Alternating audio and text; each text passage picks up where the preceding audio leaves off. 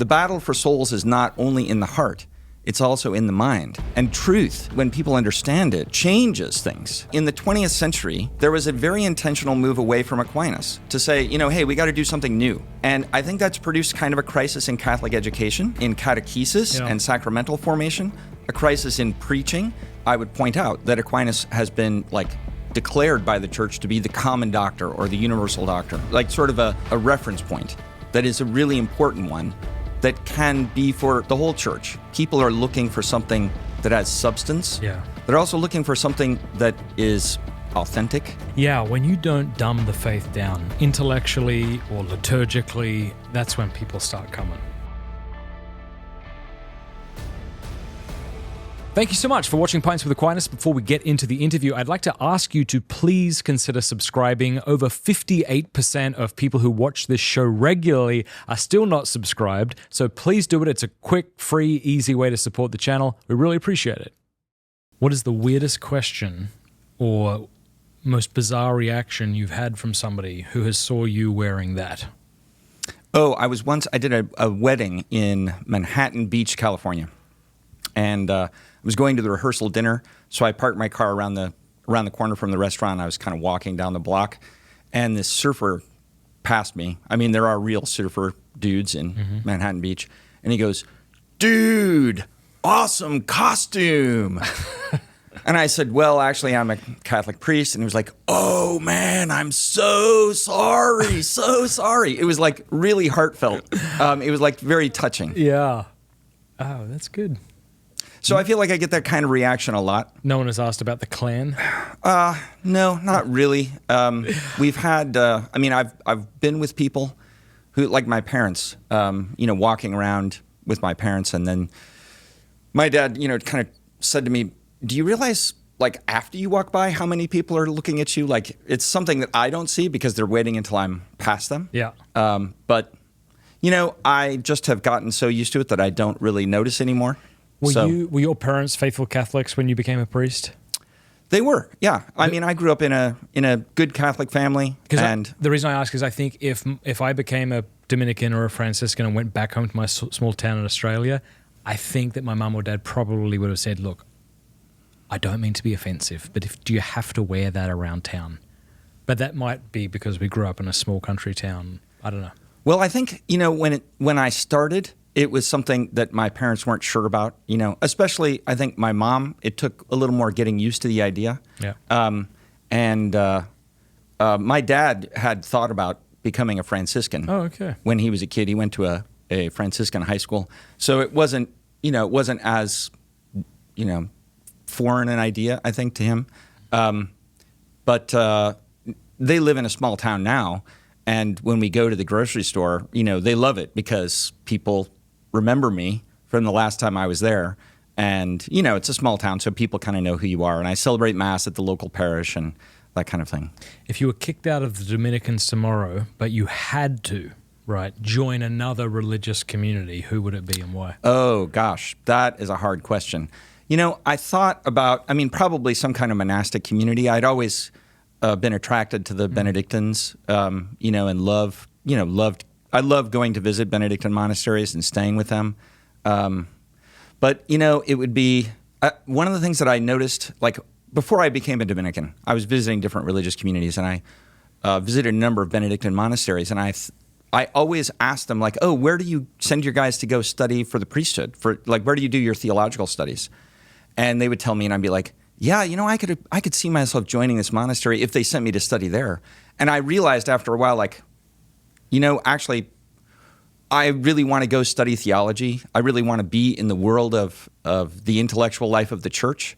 And that's what the Dominicans are all about. So that was the natural fit for me. And so I think that would be hard, actually, if I had to step out of that world. Was it the intellectual life of the Dominicans that led you to the priesthood and to the Dominicans specifically?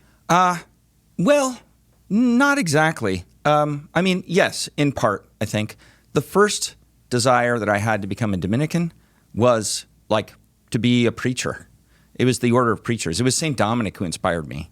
It wasn't first Thomas Aquinas. Interesting. So I began to study Thomas Aquinas because I was interested in becoming a Dominican. But how much do we know about St. Dominic and for it to bring we you don't in? know. We don't know as much about him as the details of his biography, for example, as we do about St. Thomas. But we do know some important things. I mean, he was a preacher. He was a preacher of grace. He wanted to give his life. He wanted to pour his life out for the evangelization of souls, and he wanted to found an order that was devoted to the evangelization, like basically to the preaching for the salvation of souls. And that was, a very interesting combination, because in the 13th century, you had monasteries where you lived like a life of consecration, like a wholehearted, leaving of the world to be consecrated totally to God. And St. Dominic wanted that, but he wanted it in a way where you could also preach the gospel to the world. And so it was like moving the monastery to the city and to the university. That was St. Dominic's genius.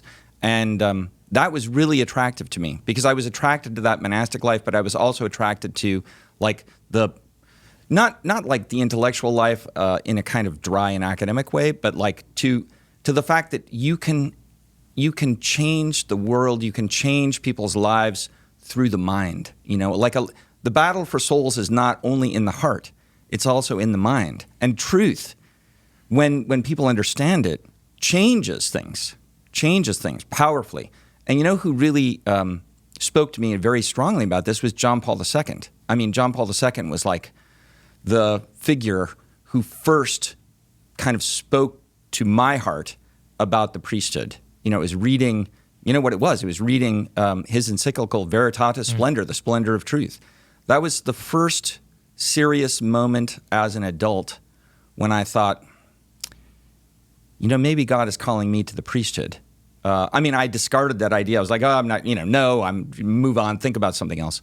But that was very powerful, John Paul II, and his witness to the truth of the faith. Can you talk about how the mendicant orders, the Dominicans and the Franciscans, arose as a response to the Albigensians and the Cathars? And if there are others or other reasons? Yeah. Well, so what happened is St. Dominic was traveling with his bishop through southern France, on other business, basically, assisting his bishop. And they passed through this area that was riven by this, heresy of Albigensianism or Catharism, which was like kind of a Gnostic heresy that had a lot of trappings of Christianity, but was also very different from Christianity. Maybe in certain surface ways it would seem rigorous and austere, but it was very, it's like very dualistic. The body is bad. You need to be purified, and you do that by like abstaining from food and drink completely. The heroes of that religion would commit suicide, by like fasting, basically. And St. Dominic thought that this was a terrible heresy, and he wanted to stay and try and like preach to them and see if he could make some inroads. And that's effectively how the Dominican order started. Was St. Dominic and then other young men around him, attracted by his zeal and his personal holiness, and wanted to try and live this life with him. And very early on, he sent them to the university because they needed to be well educated if they were going to be preaching against this heresy. So that's, how the Dominican order really was born. And tell us about Our Lady giving the Holy Rosary to Dominic. Yes. Okay. So now you can talk to, I'm not a historical expert on this, and you can talk to historians who have varying accounts of how the Rosary came about. When you see the image of like Our Lady handing St. Dominic to the Rosary, like, do we have historical attestation that this particular supernatural event happened? No. We don't have some kind of attestation about that. But what we do know is that St. Dominic, that there are references to him like praying with his beads, and there's also like early on the Dominican devotion to the Blessed Virgin Mary and wanting to spread devotion to her. So, St. Dominic through his sons, the Dominican order, and then eventually that was entrusted to the Dominican order as a special apostolate by the Pope. So the fact that the Dominicans are the, kind of entrusted with preaching the Rosary is a very old and traditional thing. And so to depict St. Dominic as receiving the Rosary is like very common and traditional way to talk about that affinity between Dominicans and the Rosary. Thomas Aquinas. Let's talk about him for once in a while. Yeah. Since the show's named after him. I love Thomas Aquinas. Do you? Yeah. I'm really glad to hear it. Is there an opinion that Thomas holds that you disagree with? Yeah. Yes, I mean, certainly. I mean, when you read Thomas Aquinas, you're reading a great theological master, and a saint. So that's the first thing to start with. Now in any serious thinker, you can find like things where he started from the wrong premises, or he had mistaken facts that he was working with. He was working with, for example, the best scientific understanding that you could have in the 13th century. And, it just means that sometimes that wasn't adequate to things that we know now in terms of the science. For example, the science of, embryology and embryo development. We've learned a lot about how that works, and St. Thomas was working with the best science that he had in his time. So if he's drawing conclusions based on like mistaken medieval premises, I don't have a problem looking at that and saying, well, if St. Thomas if he had access to the information that we have access to, he surely wouldn't be describing things this way. He would be doing it a different way. But I think St. Thomas has a special genius, and his genius was to understand the whole. And, this is what he says is the role of the wise person. The wise person, what makes a wise person wise? It's grasping the whole and then how everything fits into the whole.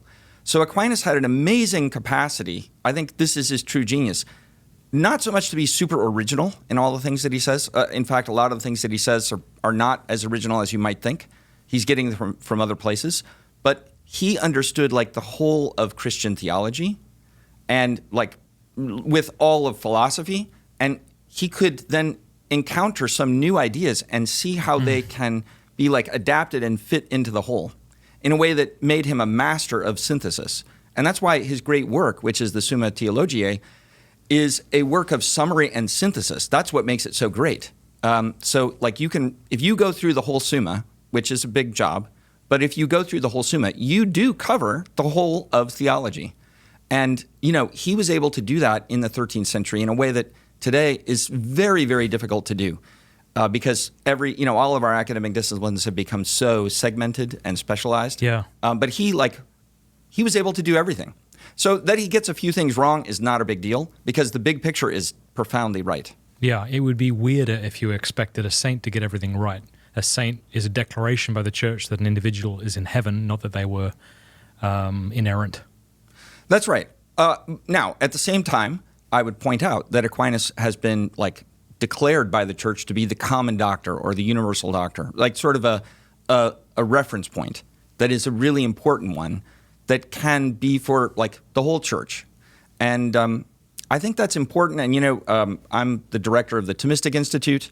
That's what we're devoting all of our work and energy to, is to making Aquinas accessible to people and to helping them encounter the riches of the Catholic intellectual tradition. And Aquinas is one of the greatest figures that makes that tradition accessible to us. But why is Aquinas so important? Well, in the history of the church, go back 400 years, 500 years, Aquinas has always been kind of a guiding star, like a North Star for Catholic doctrine. And in a certain way, I would say providing kind of a structure for Catholic thought. So Aquinas, because he's a common reference point, it's kind of like a skeleton, like a backbone. It doesn't have all the flesh on it necessarily, so you need more stuff than just Aquinas. But if you have Aquinas, it kind of helps all the parts fit together. In the 20th century, there was a very intentional move away from Aquinas to say, hey, we got to do something new. And so look how that played. Yeah, out. we tried that, and I'm not sure that we found another skeletal structure. In fact, I think what we ended up with was something that didn't it. Individual parts are still excellent, but it's harder to see how it all fits together. And I think that's produced kind of a crisis in Catholic education, in crisis in catechesis and sacramental formation, a crisis in preaching, because you kind of need to be able to understand the whole and how it all fits together so that you can present it to people in a way that they can understand and that they kind of see the big picture. while still being able to zoom in on individual things.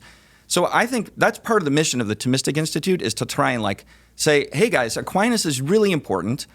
How's it working out without him, like structuring the way we think? Like Catholic theology, Catholic dogma, the Church's magisterium, all the way down to like your first grade, or your first communion class. Like you need some structure there. And Aquinas gives us the principles that let us do that. I like to think of the Dominicans as sort of the revenge of the nerds, and I mean that very affectionately, because it seemed like after the new atheism phase that seems to have completely died out at this point, you've got excellent people coming to our defense, like Dr. William Lane Craig and others. But then y'all, maybe with less of the, I don't know, fame and clout as Craig, kind of started invading these universities and just taught Thomistic truths that it seems like a lot of people were and are resonating with. So what is the response on these campuses? Because you're not there to like make Christianity look cool. You're there to teach metaphysical truths and moral truths. What's the response been all over the world? The response has been amazing. I mean, how did these campus chapters? I mean, just to describe briefly what we do, we have student clubs effectively on university campuses, and we just celebrated our 100th chapter. So we just had the formation and the first event for our 100th chapter. So that's a huge milestone for us. Fantastic. We only started 8 years ago, so to get from 0 to 100 in 8 years. Well, that took a lot of work, but it's really the work of all these students. So it's a club of students who form a group. They apply for recognition from their university, and then they reach out to us, and we help them bring Catholic speakers to their campus and put on Catholic events, and then have reading groups and social events. And we try to bring them to the Dominican House of Studies for retreats, and we have summer conferences for them. And we were very pleased that last year at our summer conference we had the Matt Fradd from Pints with Aquinas as one of our keynote speakers. That was a huge privilege. So, I mean, I know that you've seen some of these students and met them, but the secret sauce to all of this are the students. And it's the fact that, we wanted this to not be pre-programmed from like the Dominican House of Studies in Washington, D.C., but to say to the students, like, you are the Thomistic Institute, you are in charge of your chapter. What interests you? What do you think the students at your campus would like to hear about? What are your questions? And then, we try to find speakers who can answer those questions. You've got 100 chapters. How many speaking engagements do these chapters get a month? Is it one a month or? We would like it to be one a month. Some of our most active chapters would have, say, 8 lectures in an academic year, which is roughly one a month. And then we have seminars on top of that. That's a lot of speakers. Not all of our chapters have that many events, so we're trying to get them all up to that level. But I mean, this year, we're going to be around 500 lectures this year. So who's organizing these speaking engagements? The groups on campus? Yes. Yeah, that's cool. Yeah. So basically, this is an army of student volunteers who is doing this work. And do you have a list of pre-approved speakers that they can choose from? Is that the idea? Basically, we have speakers that we have, that we know, and we know that they're, solid Catholic, solid Catholic or Christian. We have a few Protestant speakers on the list. So it's not a, we have chapters that are run at non-Catholic schools, Protestant schools. We have chapter presidents who are not Catholic. Some are Protestant, some are Orthodox. We have some who are not even Christian who are involved in the clubs. So you don't have to be Catholic to be involved. You just have to like the ideas and want to hear about them. And so it's very different from, say, a campus ministry, because a campus ministry is like trying to care for the souls of the Catholic students primarily, and hopefully also bring in, and expose non-Catholics to the riches of the faith. But what we're trying to do is reach out to the university on the intellectual level and help people at the university see that, like, these ideas are very serious ideas that any educated person should know something about. And wouldn't you like to know something about them? So, we're trying to supplement the life of the university with this tradition, which typically is not well represented on, the contemporary secular campus. What is a campus that you're surprised the Thomistic institute has grown so much? Well, I mean, the great story here would be Regent University. Okay. Regent is in Virginia Beach. It was founded by Pat Robertson. It's a evangelical, I don't know. college, Okay. and or university, and the vast majority of students there are not Catholic, but they have been incredibly interested. There's a group of Catholic and Protestant students together who formed a Thomistic Institute chapter. They're getting like 170 people at each lecture, if you can believe that. They decided to publish a journal. It's like unbelievably active and engaged. And then we've got a group, these are groups of students, some Protestant, some Catholic, coming to the Dominican House of Studies on retreat. And at a retreat that we run, it includes we pray Vespers, that's praying the Psalms, but we go to Mass and we do Eucharistic adoration. And all these students are doing that together. And that is amazing. So I never imagined that would happen, but it's happening. Yeah, when you don't dumb the faith down intellectually or liturgically, that's when people start coming. That's right. And I think people are looking for something that has substance. Yeah. They're also looking for something that is authentic. I think that's a big, big warning sign to young people if they think that you're not real. Yeah. And so we don't try to be too fancy, but we do try to be who we are. Yeah. Have you had any negative experiences on campuses? Have any of these lecturers gone on to say things that would go against secular dogma, if you want to put it that way, and they've received any pushback? We've been pretty fortunate about that. We've had, there have been a few cases, yeah. But for the most part, we have not had that problem. And I think the reason is we have tried to keep the focus. We say to the student leaders, for example, we don't do politics. We don't do journalism. We don't invite politicians. We don't have journalists come and speak. The popular kind of, more rabble-rouser type events, which, it's nothing against them. It's just not what we do. I love it. And so we want to be a reputable partner intellectually, but we don't want to flinch from the truths of the faith. So we want to be straightforward about that. I mean, if I walk onto a college campus, even a very secular one, in my habit, people know where you stand. There's no one's deceived about what you believe. But you don't always have to lead with the most difficult things. Right. So, for example, we generally don't lead with stuff dealing with human sexuality or the Sixth Commandment. It's not because we don't believe in that stuff. We absolutely do. I mean, it's actually extremely important. It's just that if you lead with that on a college campus, you're poking the most neuralgic spot, the most sensitive spot. And you can get further if you start by talking about, what we say is who on campus is talking about God? Why don't we talk about God? Who on campus is talking about happiness or faith or virtue? Or is the Bible really true? Or can you reconcile scripture and science?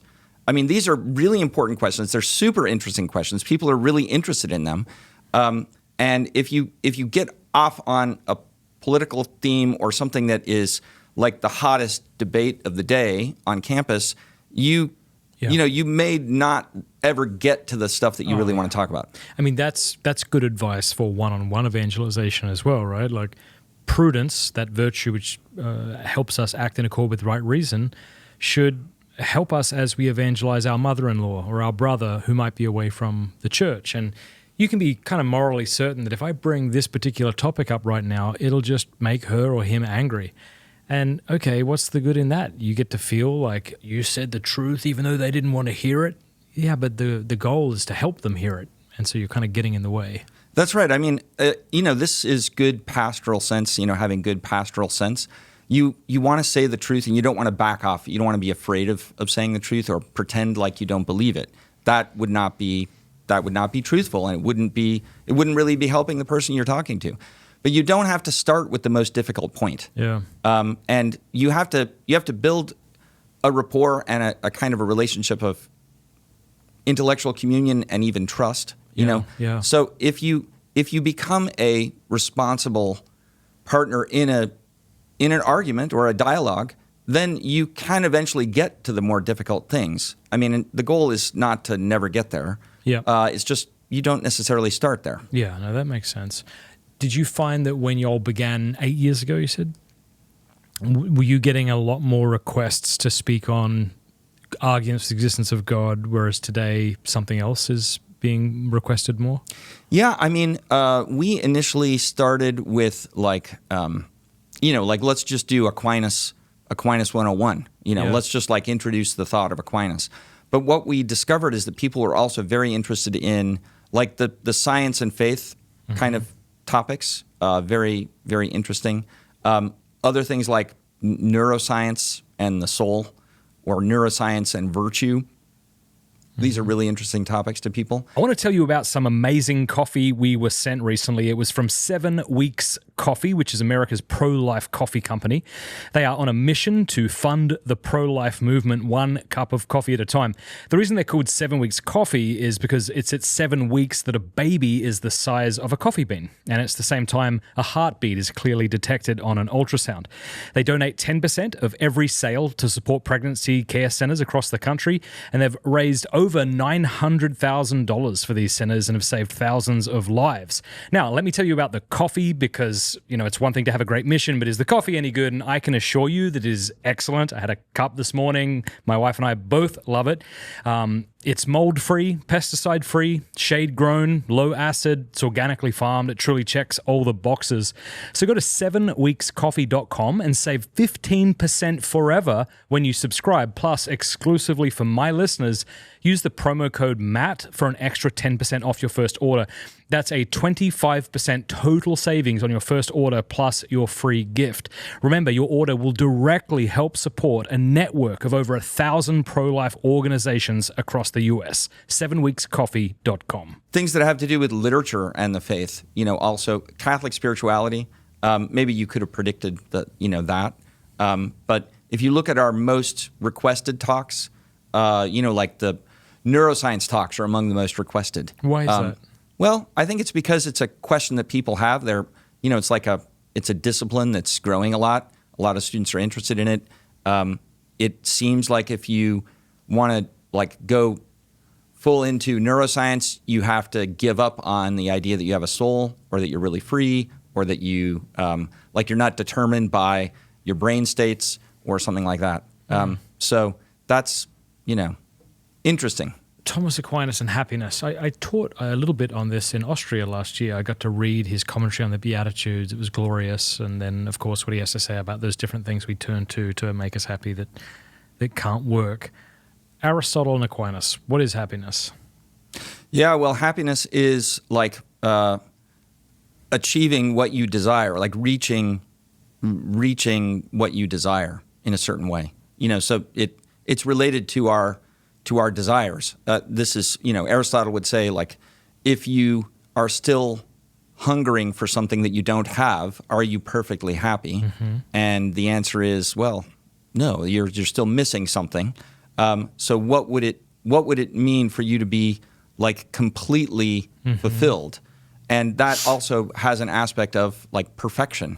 What if I hunger for things I shouldn't, or that degrade me? Yeah, well, of course, that's the problem that every human being has after sin. We have disorder in us. Aquinas has a really interesting explanation of like where that comes from and like what's going on with that. And he talks about like the sin of our first parents. So he says, well, human beings were created in grace in the garden. So if we use the biblical text and talk about Adam and Eve, you have this original couple in perfect harmony with God, in perfect harmony with the world around them, and perfect harmony within them. Like their mind and their body is integrated. Their passions respect the judgment of their mind. They don't have disordered desires. They are also not going to die. That's a gift of grace, because of the dignity of their soul. Okay, so what happens when they sin? Their minds rebel against God by choosing to do what they know is wrong. And as a result, the lower parts of them begin to rebel against their mind. Yes. So that's Aquinas' analysis of what we inherit. We inherit a body that doesn't want to listen. Oh, it's so good. And it's St. Paul's, I do the things, what is it, that I don't want to do? Yes, or the things that's right. I don't want to do, I end up doing. Who will save me from this body of death? That's right. Well, and this is why, like, when you think about the experience of conversion or forgiveness, or like when grace frees you from that condition, maybe only for a time, or maybe in a certain zone of your life. But when you what is it like psychologically, like your own personal experience of knowing what the right thing is and having a war inside you about whether you can do the right thing or whether you're going to do the wrong thing. Yeah. And you know that you shouldn't do the wrong thing, but a part of you wants to do it. Right. But that makes you actually unhappy, especially the more aware you are that it's the wrong thing. It's like really painful experience. Yeah. So it's like your will is divided against yourself. Yes. And then you can have these amazing experiences where God, by His grace, frees you from those disordered desires, and your heart becomes unified, maybe only for a time. But I mean, the experience of that interior unification, that you can let go of those unworthy desires, and you realize that they don't control you anymore, and you can leave them behind. That is the experience of freedom. Golly. I just had a conversation with a friend this morning, and he said that last night, him and his wife just had this moment of grace where they were talking to each other about how much they love their family and children, and they both were in tears, repenting to each other again for having fornicated prior to marriage. And they said it was this very beautiful experience. And it just seems obvious that they would be much more miserable if they had never have ceased that fornication, had never got on with what the church taught was appropriate. And when you're not able, not only do you begin to follow the law, but you want to follow the law, as you say, it's freedom and it's joy and it's beauty.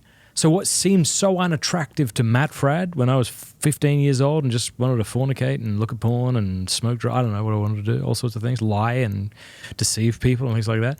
As I find that not only am I not doing those things, but as my desire to not do those things has evaporated, there's just more peace. There's less war. I mean, there's still war, but there's less war, and that's a much better place to be in. Yeah, I mean, it's an amazing and beautiful truth, and when you experience it, you say, well, my life is changing. And where does that come from? It comes from God. How do you account, though, for secular atheist people who know exactly what we're talking about? They've had this exact same experience. Well, it doesn't mean that God isn't at work in their lives. So I would say God can be at work in their lives. Does and it probably have to is. Does it have to be God? I know we're not Pelagian, so we can talk about that. Yeah, well, but can it be just their own natural realization, like Socrates and Plato, and realizing apart from God's revelation that to act one way is to become unhappy and to act another way is to become more content? Oh yeah, absolutely. So I mean, there's a long tradition about this. It's called virtue, right? Natural virtue. So you don't have to be religious to have some virtues. You don't have to be Catholic to have virtues. Aristotle wrote beautifully about virtue. Plato, there's a long, ancient, tradition in the ancient world, the ancient pagan world, about virtue. And when you acquire virtue, you acquire self-mastery.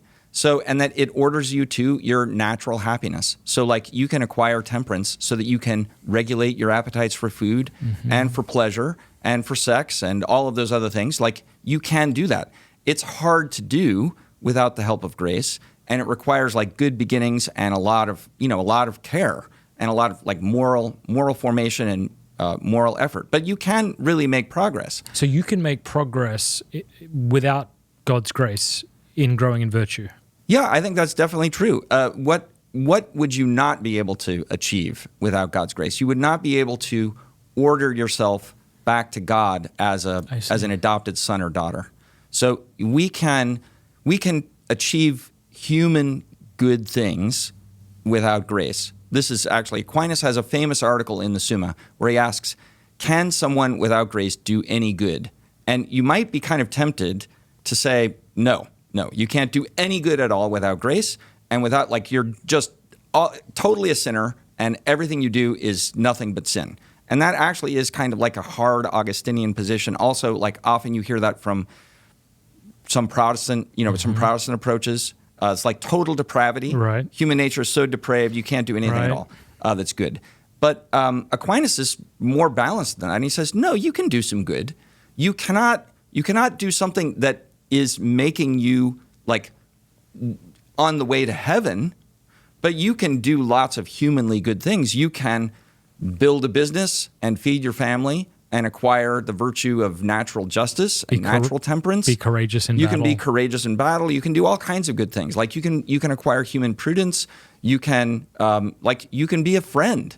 You can be a friend to other people and help other people and be generous to them. Like, all those things. You can be grateful to your benefactors, but you aren't going to be pleasing in God's eyes, and you're not going to be headed towards heaven in the sense that, like, starting to live a supernatural life.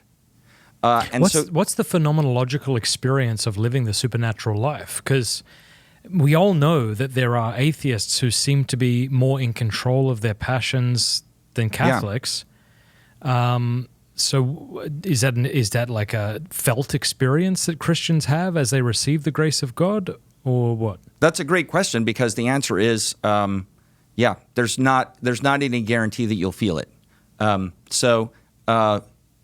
Aquinas also asks this question. Sorry to sound like a broken record, but this is Pints with Aquinas after all. So I'm going to try and we need to make bring up him for in. like 3 years of not talking about Aquinas. Okay, so Aquinas says, like, can you tell if you're in the state of grace? Yeah. And he says, well, you cannot know with certitude. You can only kind of make a probable judgment by looking at, like, the things you take delight in. If you take delight in spending time with God, if you take delight in prayer, if you take delight in thinking about the things of God, if you try to, like, orient your life towards the higher things, then that's a pretty good sign that you're in a state of grace. But it's not a guarantee, because grace is in the highest part of the soul, and it's about you receiving the gift of faith, hope, and love, or charity. So those things don't, because they're in the most spiritual part of the soul, you don't necessarily feel them. And this is also, like, very good practical spiritual advice that some people get caught up on. Like, they judge their spiritual lives by how they're feeling. And, okay, sometimes, like, being forgiven, you feel something, and it might even be very profound. But it's not necessarily the case that you will feel something, every time. And if you're chasing after these emotions, the emotion of feeling peace or feeling loved or feeling, ecstatic about God, then you are chasing something that isn't God, because God is beyond what we can see or hear or feel, and that's like what we want to aim at is actually union with Him, which is more elevated than any of our feelings. So feelings are an unreliable guide to our spiritual lives. They're not totally, they're not always totally wrong, but they're sometimes wrong. So you have to judge with your mind and not with your feelings. Ludwig Ott, Fundamentals of Catholic Dogma, and the Sixth Session at the Council of Trent on Justification, both don't, and then of course Ott is elucidating Trent. Trent doesn't say we can't have a guarantee of our salvation, just that it can't be infallible, that we can have a moral sense. Kind of like, I think, what you're saying with Thomas Aquinas, right? Yeah, I think that's right. It's actually what it says in Trent, if I'm not mistaken, is except for a private revelation or something, like we can't have absolute certainty. And that's taken from Thomas Aquinas. Okay. So how then does the regular Christian not walk, well, why is that the case? And then how does the regular Christian not walk around in continual terror that he may be damned? Well, so I two things. One, the Christian life, like the life of the theological virtues, supernatural life with God, it's something that is above the level of our bodies, our feelings, our psychology, our memory, our imagination. It's operating on the highest part of the soul. So what's the highest part of the soul? Intellect and will. So it's like your mind directing itself to know God by faith, to believe what he says and to love him, which doesn't always mean you feel it.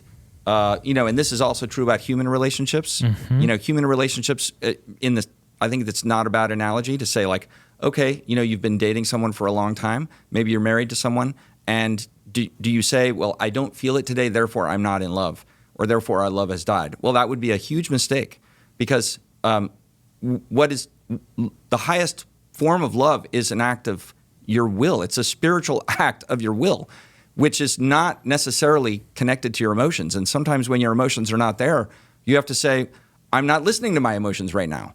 I am going to do what my mind tells me is the right thing, and I am going to say to my spouse, I love you, even though I'm not feeling it right now. And making that act of love that is really an act of love. It doesn't mean that you never want the emotions to be there. Of course, it's better when the emotions are supporting that act. Yeah. But it's not the same. No, and we see that when you might hear somebody say, I miss that kind of initial connection I have with somebody, and they go from relationship to relationship to relationship, seeking not love, not the good of the other, not the other for themselves, but just it's a way to objectify the other person, because from this new partner, I will get that immediate feeling that I found so pleasurable. Well, there's a beautiful spiritual tradition in the Carmelites, the dark night of the soul, and people sometimes get whoa, they're very interested in that subject. But it's related to this, because what is the dark night? It is leaving behind everything lower and seeing that if you want to be united to God, you have to leave behind everything earthly, everything merely human. You have to go by faith and love into something that seems to you like it's dark. Now, it isn't actually dark.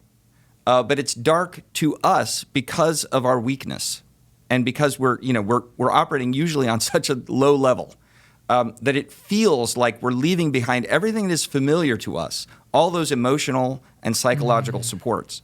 And what John of the Cross and Teresa of Avila are saying we have to do is you have to live into that faith, and faith has a certain darkness to it. Why?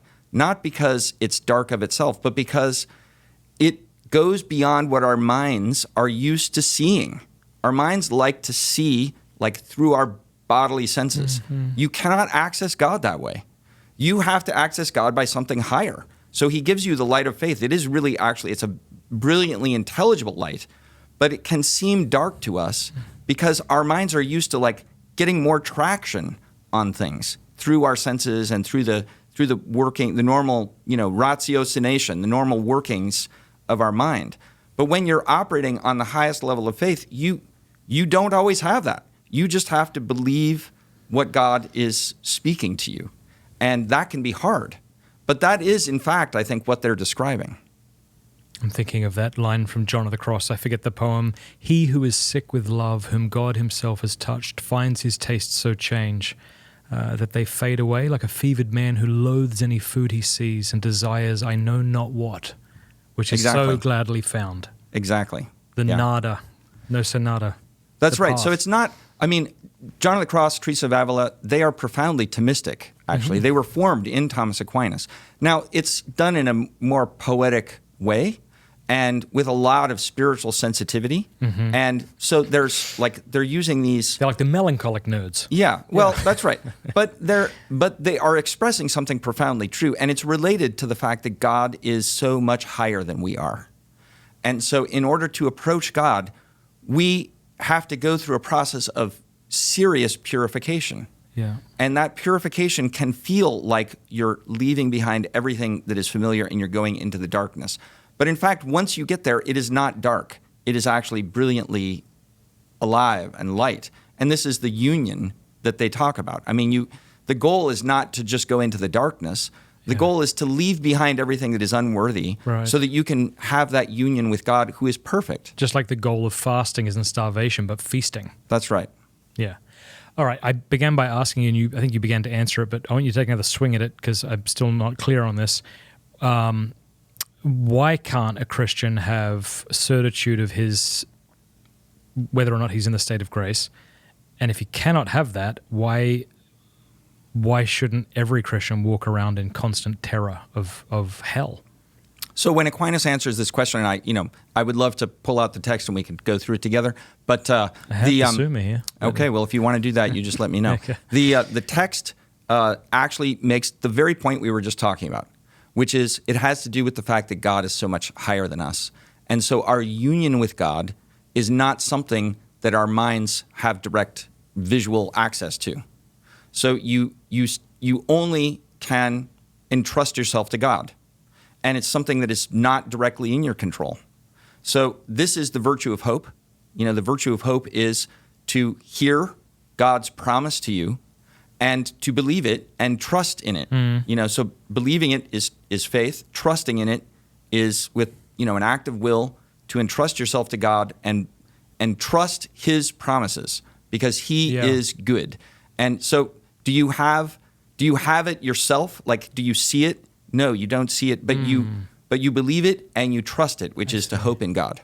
Okay, so your point might even be intelligible or acceptable to the Protestant, who thinks maybe he believes the Calvinist heresy of once saved, always saved. He might even agree with you the way you've formulated that, because it's not immediately present to me, but I trust in the goodness of God that he'll bring it about. That's right. Now, Something of course, like that, or? Yes, that's true. Now, the Aquinas would add, as long as we're in this life, we can fail. Right. So that would be maybe the point of difference. Yeah. All right. Because it sounds like you're saying because God is so much higher than us, we can't have that immediate sense that we're in right relationship with him. I boil it down maybe. But you would say that we can know and assent to the Word of God and know with certainty that the Word of God is true. Because, that's right. But surely that's high above us. So why can't I? Yeah. Well, why can't I have certainty of my current state of grace the way I can have in the Word of God, even though both are above me? Well, you could if it was revealed to you in the same way that the Word of God is revealed to you. I mean, the Word of God is like a public revelation, but you being in a state of grace is not a public revelation. Two things. Here's why I think we can't have certainty of our salvation in the same way we can have certainty that God's Word is what it says it is and that it's from God. Number one would be we can deceive ourselves, and we're not very good at detecting our own self-deception, but we're usually pretty good at seeing when other people tend to be deceiving themselves.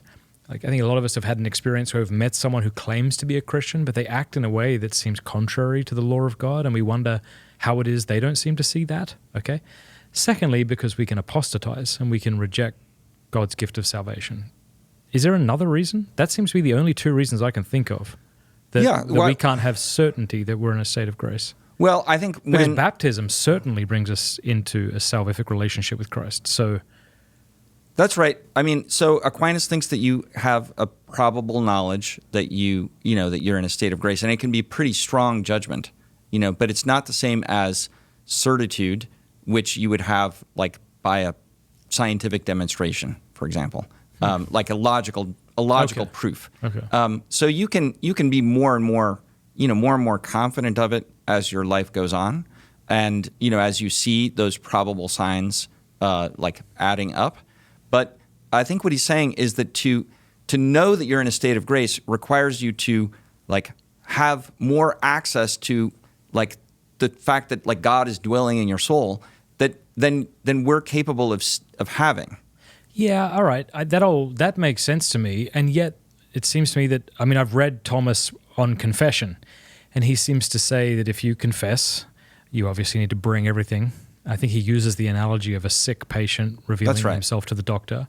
But that if one forgets to confess something, one is still forgiven within the sacrament of confession. So it seems to me that if I go to confession and I don't intentionally withhold a mortal sin, then I'm completely forgiven. That's right. Absolutely. So at that moment, why can't I have certitude that I'm saved? I think, or certitude that you're in a state of grace. If we put it that way, because that's the technical. That's right. I think what you have is you have you have the sacramental promise of God in that. I mean, I agree with you. There's no reason to doubt it. I see. I'm not saying like if you lack certitude, then you're in a state of doubt or something like that. You rightly hope in God and repose all of your trust in Him. I've been thinking lately about how sometimes the question, the kind of obsession with am I saved is a godless question because it's about me and it's not about Him. So I'm going to tell you how I think about myself right now, and you tell me if it's heresy. I am confident that Christ is making me a saint, and I have no fear of my damnation because all of my trust is in Him, I hope. And even if it isn't, I surrender that to the good Jesus, and that all of my strength is weakness, so I got nothing. And so I trust that the one who has begun a good work in me will bring it to completion, and that He loves me, and that He desires me to be saved. And I put my trust in Him, and I try not to sin, and when I do, I repent of it, and so I'm confident in my salvation. Is that heresy? No, that sounds good to me. Good. Yeah, I would put it the same way. Yeah. So I think that's very balanced. I think I dealt with scrupulosity a lot, and it wrecked me. And what I found was when I was in that space, it made me a much worse person, a worse Christian, because it became sort of solipsistic in a way, navel gazing. Whereas when I just sort of went, oh my gosh, Christ is my salvation and He's a mountain and I'm standing on Him. And so long as I don't jump off of this mountain, I can be confident. That's right. That what He's begun, He'll bring to completion. Yeah. Once that sunk in, and I would say that wound of scrupulosity, and I think we should distinguish, I don't know what you think, between scrupulosity and a tender conscience. A tender conscience is good, and we ought to have it. Scrupulosity is not good. And I think it's something that needs to be like rebuked, renounced, actually. But that wound of scrupulosity, I would say, was healed by Trent, by Therese of Lisieux, by focusing on the confidence we can have in Him. And that confidence, I think some people might look at that and go, well, that would lead you to be somehow laxy-daisy in the spiritual life. But I think the opposite's true. Because I think that if I am confident in Him and I love Him as my Father, then I don't want to disappoint Him, and I trust in His grace. I'm less agitated. I'm not trying to fix everything myself like a Pelagian might. So that's on the positive. Whereas if I am kind of thinking I got to get all of my stuff together here, and I think I do, then I don't need God. I'm just like, I either fall into despair or I fall into presumption. Yeah, can I build on that? Because I think, sometimes we think about, as Catholics, okay, state of grace, if you commit a mortal sin, you lose it, like you kill the life of the soul. And so it seems like it's very fragile. If I make one mistake, then it's all over. So that can lead people to be like constantly worried about it.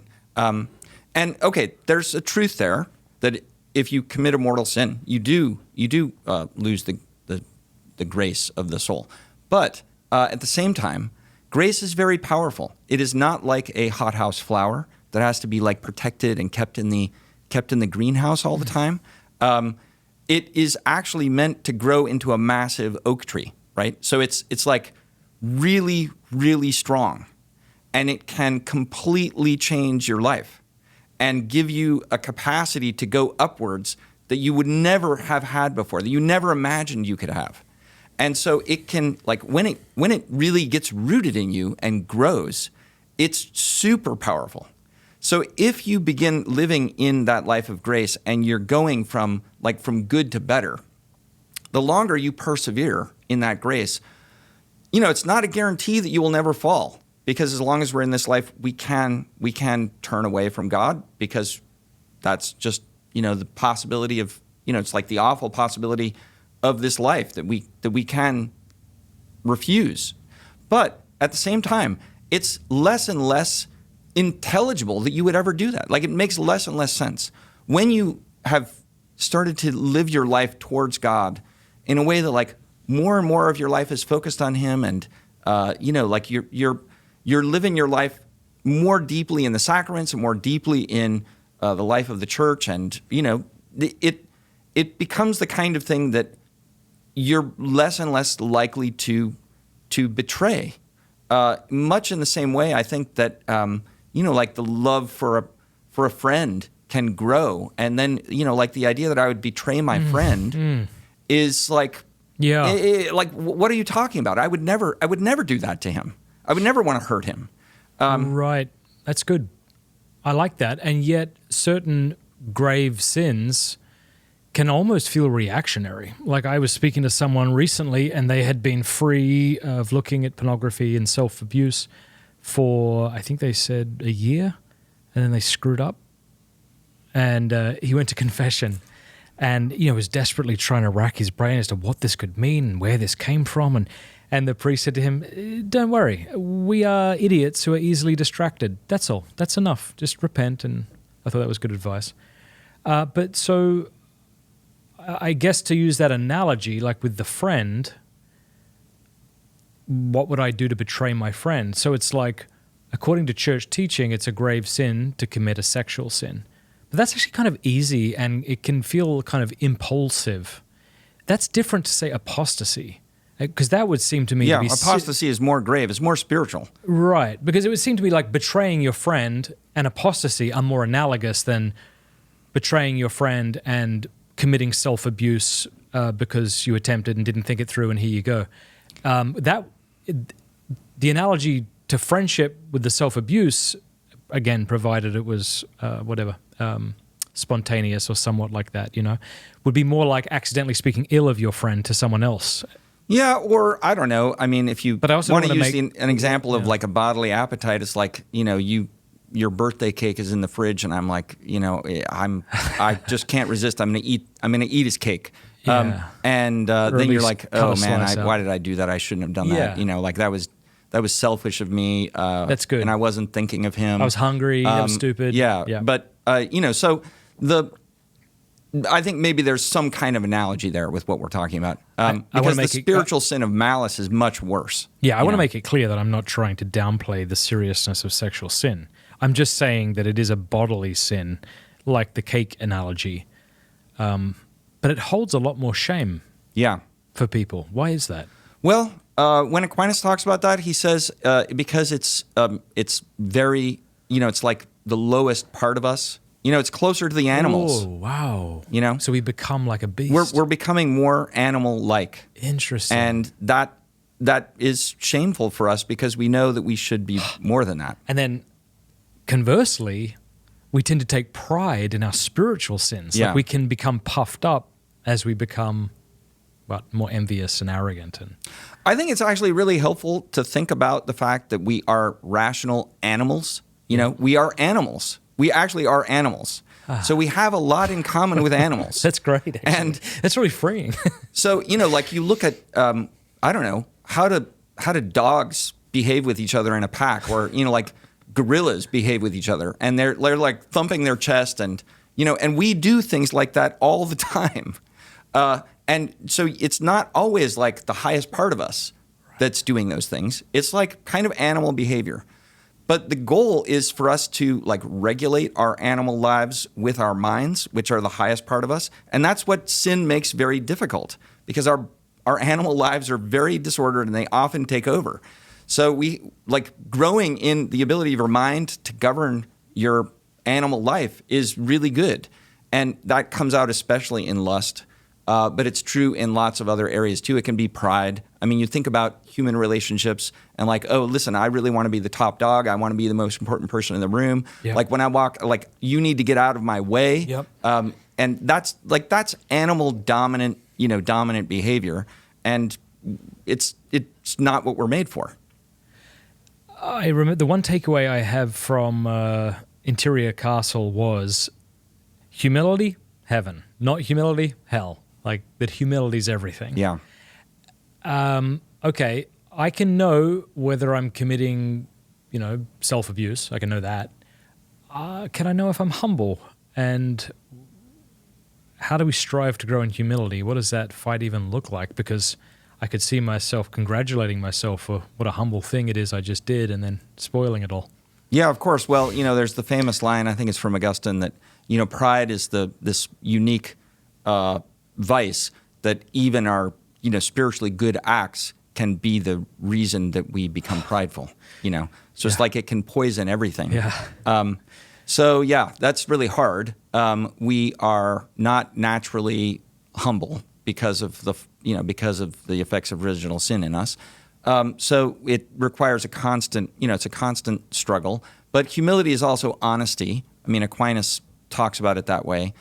So it's not like just self-abasement or pretending that you're not something, but it's being honest about who you really are.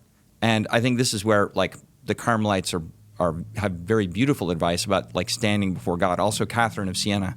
Catherine of Siena has this beautiful line, you're probably familiar with it, like in her dialogue, God is speaking to her and says to her, I am he who is, you are she who is not. And that is the basis for humility. Like what does that mean? Well, compared to God, we are relatively nothing. Right. So like because we're dependent, is that what? Yeah, exactly. So like to understand that we are creatures is a really great step towards humility. Wow. Because we have to be aware that before God, we're nothing. God is everything. And we only have, like, the only goodness that I have really in the end is coming from God, either because of the nature he's given me or because of the grace, that he's infused into me. And so there's no reason that I can boast because in the end it's all from him. Okay. And so how would this play into what we said earlier about the pagan with his or her natural virtues? Yeah, well, of course, nature is founded on creation. Yeah. So, if even the pagans were able to recognize that, there has to be a first mover, for example, who is above us. But humility wasn't the pagan strong suit, Was that emphasized by any? Well, so this philosopher? is like something that, if you take a class on Aristotle's Nicomachean ethics, everyone always talks about. Like the hero there is the magnanimous man, but who can be kind of depicted as kind of like a prideful person. So Christianity really changes the focus on that. Yeah, I think it was Lewis, maybe in Mere Christianity, who says it's that vice that we find most detestable in other people but almost never see in ourselves.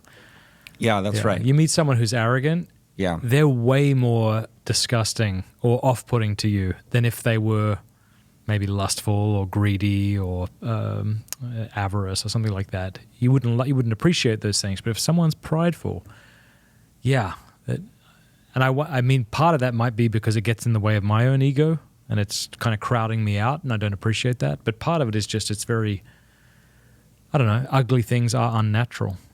And unnatural things are repulsive. That's right. Yeah, I mean, I think often some of that pridefulness comes out of a kind of, I think you often see it in people who have a lack of self-confidence, like they need to kind of prove their worth. Mm-hmm. And also like being rooted in God kind of diffuses some of that because you realize, I'm actually not worth that much and I don't need to worry about it because in the end of the day, he's the one that matters. Yeah, I think one litmus test to ask myself and for us to ask ourselves like about my state of pride or humility is just how much it stings when I'm criticized and how elated I feel when praised. I don't know how you can get around that. It would seem unnatural to not feel anything if you were to just start abusing me right now. That'd be weird. If you're anything like me, you sometimes reach the end of summer feeling a little spiritually drained and in need of rest. That's why I'm excited to tell you about St. Michael's Lent with Exodus 90. Rooted in an ancient tradition practiced by St. Francis of Assisi, this 40-day journey was born out of his deep devotion to St. Michael the Archangel. In fact, it was during this practice that St. Francis received the stigmata, a profound moment of grace and transformation. Join Exodus 90 in bringing back this ancient tradition, a chance to break away from distraction, reconnect with prayer, and fortify your faith. This year, they're diving into the letters of St. Paul to help us see beyond the material world and enter into the reality of the spiritual battle we're living in. So, men, if you've been feeling the call to go deeper, to live with greater freedom, discipline, and purpose, join Father Innocent and Father Angelus of the Franciscan Friars of the Renewal as they lead us through St. Michael's Lent starting August 15th. Be a part of reviving this ancient tradition in the Church and rally with brothers from around the world to follow the example of St. Francis and St. Michael. Go to exodus90.com/Matt to find out more information. Join us on August 15th for St. Michael's Lent and get ready to fight the good fight. That's exodus90.com/Matt. Well, anger I had a teacher. This was actually the first teacher who got me interested in Thomas Aquinas. Was teaching. I took a class on passions. The passions of the soul. So we were talking about anger, and he said, "Well, basically, you can summarize Aquinas on anger, but in this way: you did that to me." So anger always has that kind of structure. Like, do you know who I am? You, who are like nothing or whatever, did that, which I magnify now into something big, to me. And of course, I'm have a completely inflated sense of what that means to say me. Wow. And that so like there is righteous anger, but we have to be constantly on guard because we inflate, like I deflate you, I magnify the thing that you did, and I, of course, have a gigantic idea of myself. Yeah. And so that is always like what you have to subject to, like, okay. I mean, I'm quick to say I'm far from perfection and humility. I'm far from perfection and controlling anger and all of that. But I think understanding it helps. Yeah. Criticism is interesting. I was walking through the airport the other day and I saw these two Sheilas over there and one was like going off about something, and I just thought of what a common experience this is among humans, where we get together with somebody else and we complain about somebody else to them. And there might be legitimate reasons to do that, especially if it's done in a certain way. I understand that. But often it isn't. And it seems to me that when I criticize someone, to you, let's say, what I'm doing is I'm showing you why they are bad, and I'm making myself out to be the good guy. And so you can see why people get off on it, why it becomes addictive, because I get to exalt myself through our shared experience of lowering this individual. And you see this a lot on YouTube. You see this a lot in the comment section where people, even with, it's been really frightening actually to see people will have, certain, what are they called, the kind of profile picture or something. You can tell that they're a Christian because of their profile picture, and they say the most nasty, most condescending things to people online. And you go, why, when did that become acceptable? And I wonder how many of us Christians often appeal to our blessed Lord's righteous anger in the temple without realizing we're not our blessed Lord and therefore are much more susceptible to the lower passions getting away from us. It's very hard to control your tongue, and it's one of the most dangerous parts of the body. So, because what we say can inflict a lot of harm. And, I got advice from a wise older priest in religious life who said, you just have to zip it. And it burns, it burns because you want to say, look at him, or can you believe what he did? And you just have to not say it. And that is very hard to do. What does Thomas say about detraction and calumny, and what's the difference? Yeah, so detraction is when you say something which might even be true about someone behind their back, basically. Backbiter is the phrase so that's translated. That's probably the most common way to do it. Like, I'm not going to say it to your face, but I'll say it when you're not here. Yeah, and it'll damage my character somehow. And exactly. Yeah. And so, we have a whole industry in the media actually that is about passing on true but damaging, things about people, and taking some delight in giving the true but damaging things about them. That isn't virtuous, and it's not good. I mean, how much of our political podcast consumption revolves around that? That's right. I remember when people would go after Joe Biden or Nancy Pelosi and speak about them with all sorts of, quite brilliant takedowns, how much delight I would take in that. And you're saying that's a sin? Yes. Yeah. Unfortunately, it is. Yeah. But it takes on a different character when you do it to someone's face. Yeah. Or when you do it in a public setting where you're trying to, shame the person in front of other people. Well, I remember that's why Aquinas has different, categorizes those as different sins. I remember asking myself the question: would I rather, let's say, there be a video of Joe Biden on his knees before the Blessed Mother praying the Rosary, or see him denied communion and ashamed? And I realized probably the second one, and that sucks actually. But I don't think I'm alone in that. I think most people who watch this show would be familiar with what I'm saying if they have any kind of recollection. That's really important, I think, to accuse ourselves of, because Yeah, as you say, it's a whole industry. Okay, but here's a question. When something's done publicly, can't it be pointed out or refuted or rebuked publicly? Yeah, I mean, certainly. And that's different from trying, like, there's sometimes you need to say something that reflects poorly on someone. Right. And you need to say it for a good reason. And that's not detraction. Yeah, like think about, just any kind of election, any kind of national election. You've got people speaking negatively about the other person. Presumably some of that's necessary. He wouldn't be good running the country, and here's why. That's right. I mean, you might even be in an employment, you're running, you have a small business, and you have to make a decision about, like, who's going to be in charge of the whatchamacallit, next week. Who are we going to put in charge of the whatchamacallit project? Okay. And, you might take counsel from different people in the company and say, hey, I was thinking about, I think it's either going to be, John or Suzanne, and can't, do you have an opinion? And they might need to tell you something like, well, John is not so good at this kind of thing, and so you might not want to put him in charge of that. That's not detraction because there's a good reason to bring it out. And if it's done, it has to be done charitably. That all makes complete sense. But let me offer you a more difficult case. The McCarrick scandal. When that broke and became public, a lot of people were commenting on that. Is that detraction?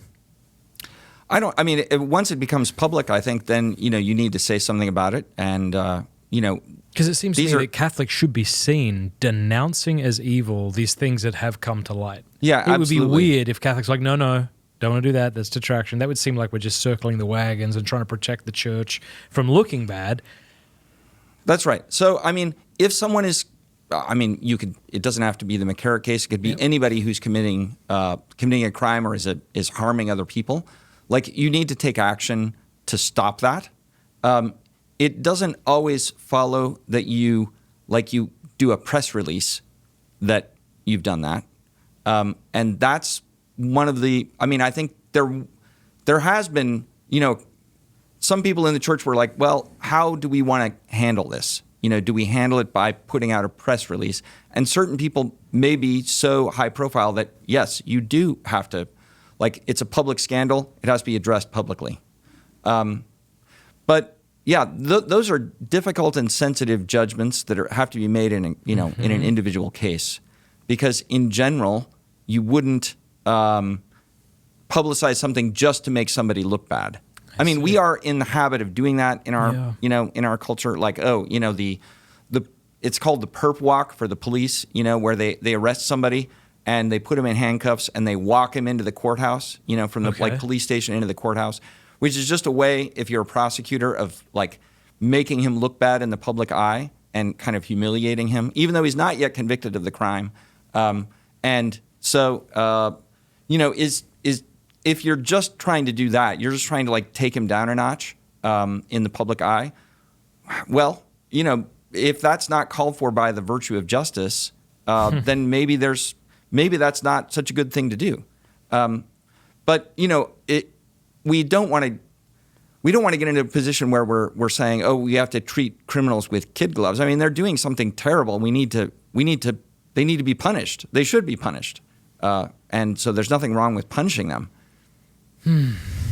Yeah, and what's social media has made this very difficult. And I say this as a content creator, which is like a phrase I didn't know existed when I started doing this, but I guess that's what I am. How easy it is to get clicks through outrage, how easy it is to get clicks through criticizing other people and tearing other people down. And then you can deceive yourself by doing it in a sort of sophisticated way with maybe spiritual language and with a few caveats of we should pray for that person. But to have that intellectual honesty, why am I doing this? Yeah. Well, I hope that we're doing all of these things for the salvation of souls, So if it's not helpful to souls, then, and if it's not leading us to God, then it's actually really bad for us. Yeah. Could we talk about what Thomas Aquinas has to say about curiosity and studiousness? Sure. Because I think this plays into that, right? Yeah. It's my curiosity that leads me to want to binge these different podcasts and these YouTube things that come up that are just gossip. Yeah. So what does Aquinas mean by curiosity, and what is studiousness? So curiosity, it generally sounds like a positive thing to us now, but Aquinas uses the word with a kind of negative connotation, so curiositas, which really means like being interested in things that aren't important for you. And so like going down rabbit holes. And the internet is kind of made for going down rabbit holes. And also like, that's part of what social media is calculated to help you do. So he would say, if you have a job, you should be focused on like what you're doing and not on all the other things that might come along to distract you. Distraction maybe would be a better way to put it for Aquinas. Like curiositas is like a voluntarily like entering into the distraction. So when you say, yeah, okay, I know I'm supposed to be doing my homework right now, but I'm going to now spend an hour watching, I don't know, cat videos. That's maybe the more benign thing that you could do, and that's not helping you.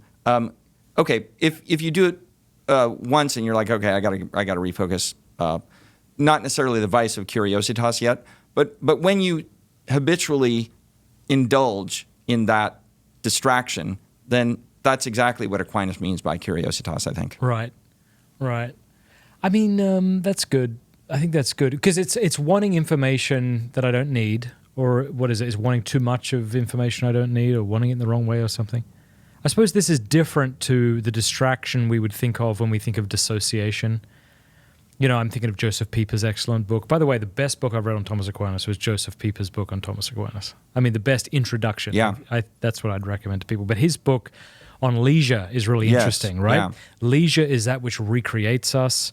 I don't know if he uses the phrase, but dissociation would seem to be the counter to that, where we engage in distracting activity to kind of, in a way, distance ourselves from ourselves. It seems to me to kind of fragment the interior life so I don't have to be present to me or my surroundings. And that becomes attractive the more you are sort of in pain or hate yourself, it seems to me. There's a great connection there, and Pieper makes it in his book on the theological virtues. Okay. So he has a book, Faith, Hope, and Love, and when he treats hope, so this is back to what we were talking about before. Yeah. So it's connected with despair, and it's the vice of sloth. So most people think sloth, or in the classical term for it is achadia. They think that that's like laziness, but he says it's not necessarily laziness because what it involves is like trying to not like you're sad at the great thing that you're called to do. So here's an example. Now, okay, I'm worked on a doctorate. You're working on a doctoral dissertation. It takes a lot of work to write a book or write a doctoral dissertation, and partway through, you're like, man, this is, like I'm still slogging away at this. It's going, I'm looking for something else to occupy my mind right now because I'm having a hard time with my writing. And so what often does the author do? He's like, it's really important for me to get my shelves organized. Like I have to alphabetize my books, right? You spend a whole afternoon putting your books in alphabetical order.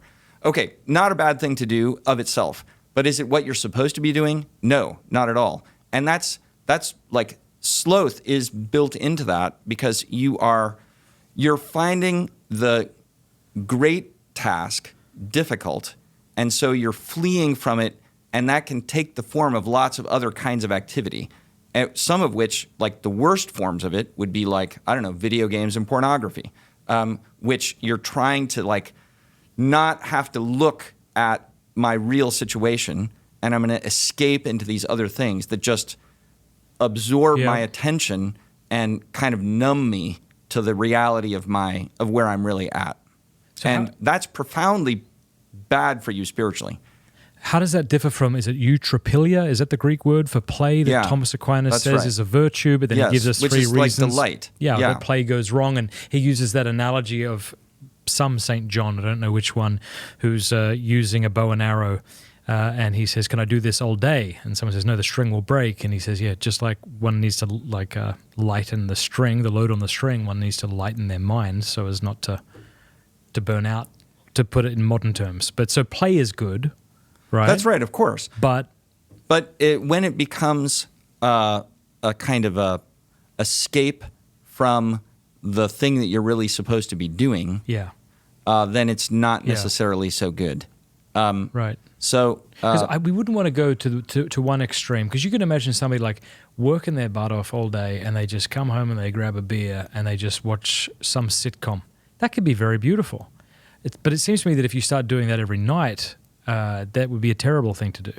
Well, or at least to say, like, it needs to be moderate and proportionate to what you're doing. Like, you can't work all the time. You're not supposed to work all the time. I'm not advocating working all the time, but you can begin to like escape doing the work. But now think about it in terms of your spiritual, like the work you need to do in your spiritual life. Yeah. You can escape the work you need to do in your spiritual life by fleeing into busyness. Yes. You're like, oh, I'm so busy. I don't have time to like do my prayer, or I don't have time to go to church, or I don't have time to do these other things.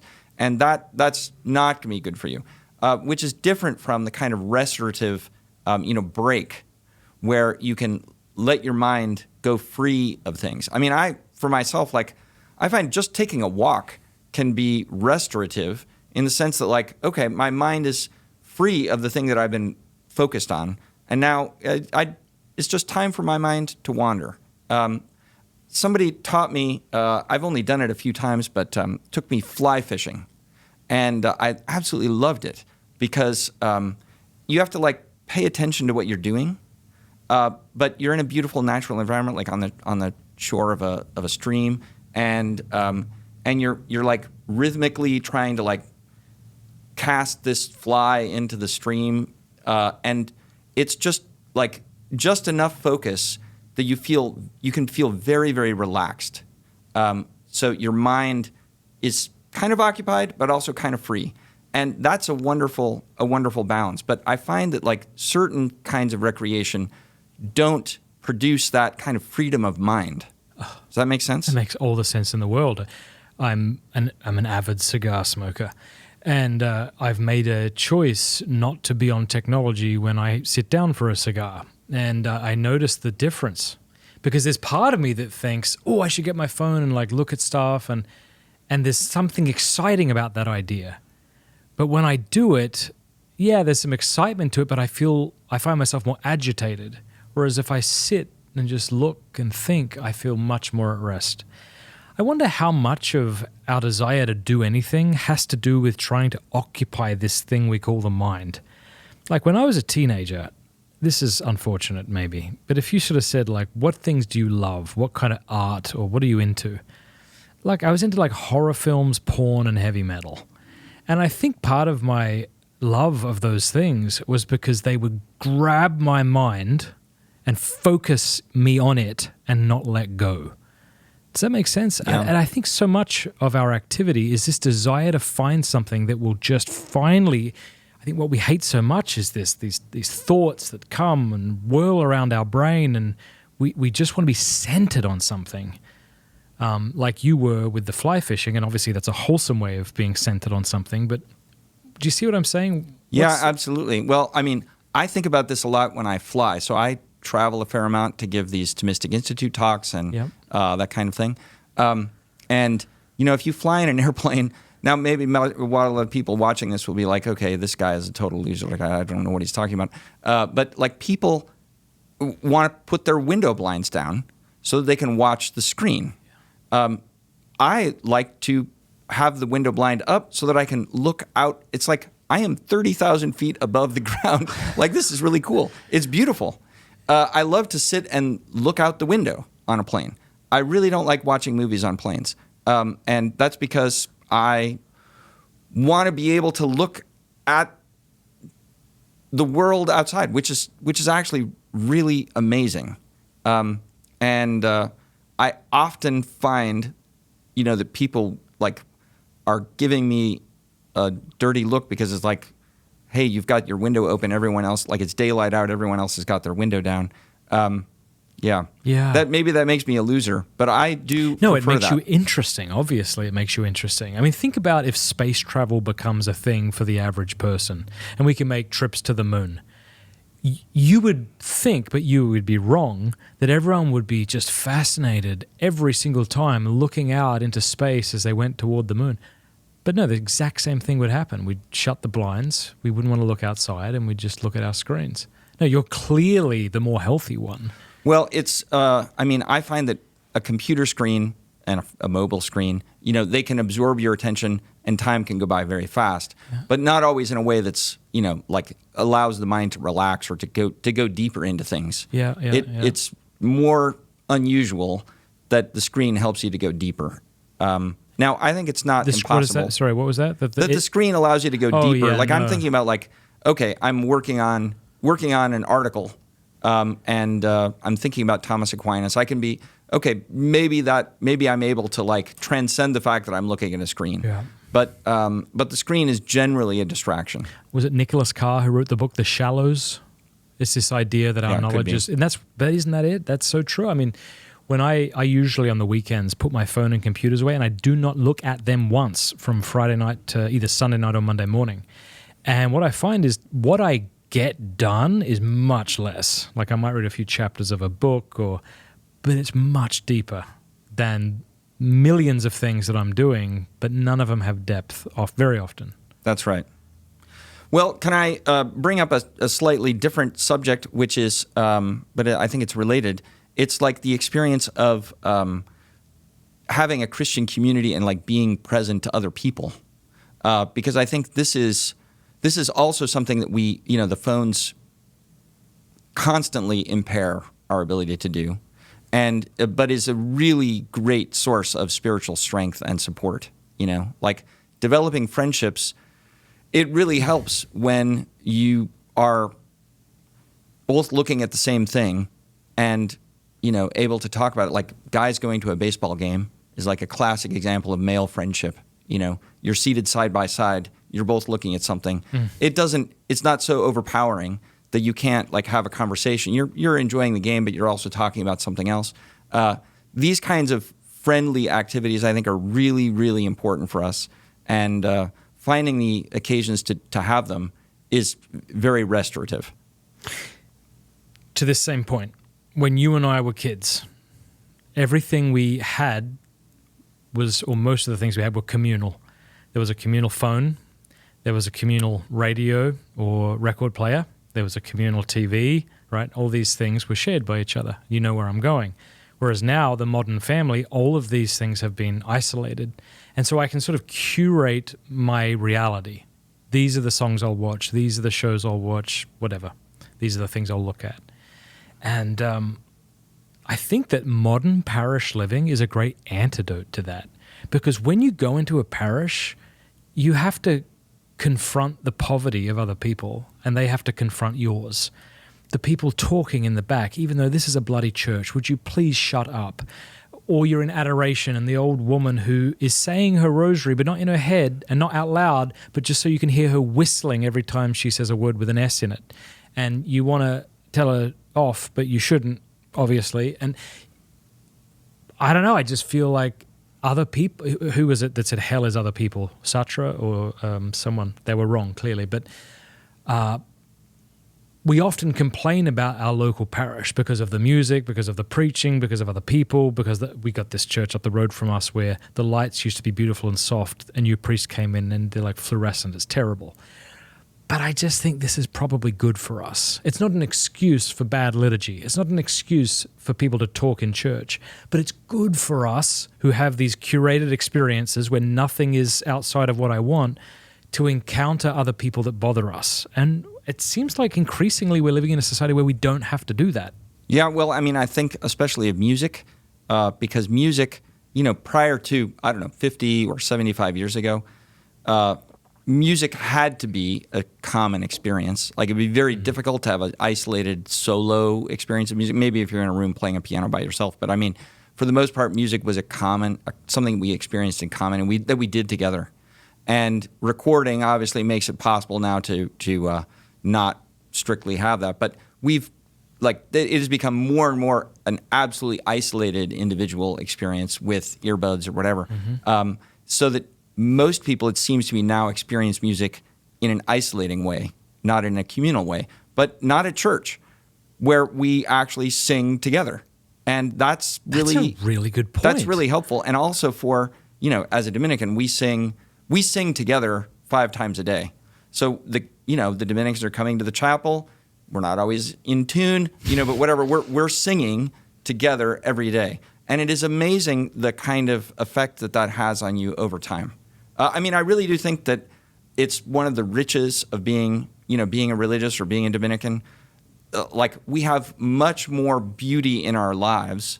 We have a vow of poverty, but we live in a beautiful building with a beautiful chapel, and there's beautiful artwork, and then we sing beautiful music, and we do it together all the time. And sometimes it's a drag. It's like I don't really feel like going to the chapel right now, but it's the bell's ringing, it's time to go. But it is a tremendous gift, and it's like it's very hard outside of those kinds of things to live that way anymore. Why is singing important at all? Well, Augustine talks about singing, in the praise of God. He's got some famous lines. A famous line that is attributed to him is that he who sings praise twice. Yeah. I don't know how historically accurate that is, but anyway, it's a beautiful idea that singing, this is part of the Christian liturgy, has included, and of course the Jewish liturgy included singing in a really important way. So, something about singing, I think it's Augustine who has a sermon about this, how there's something about joy that wants to erupt into song. And you see that in athletic events where, singing the fight song together or singing the national anthem together, there's something about it that brings us together and makes you feel like you are you're communing with these other people. It's something really beautiful and powerful about it, actually. Yeah. Well, sorrow desires to be expressed in song. I wonder if it's like a fuller embodiment of the human voice. It brings more of myself into the thing that I'm expressing. Well, I can tell you at our summer conference last year where you spoke, with a closing mass. I don't think you were there for the closing mass, but it was in the crypt level of the National Shrine. I was there. I don't know if maybe that was a different day, but okay.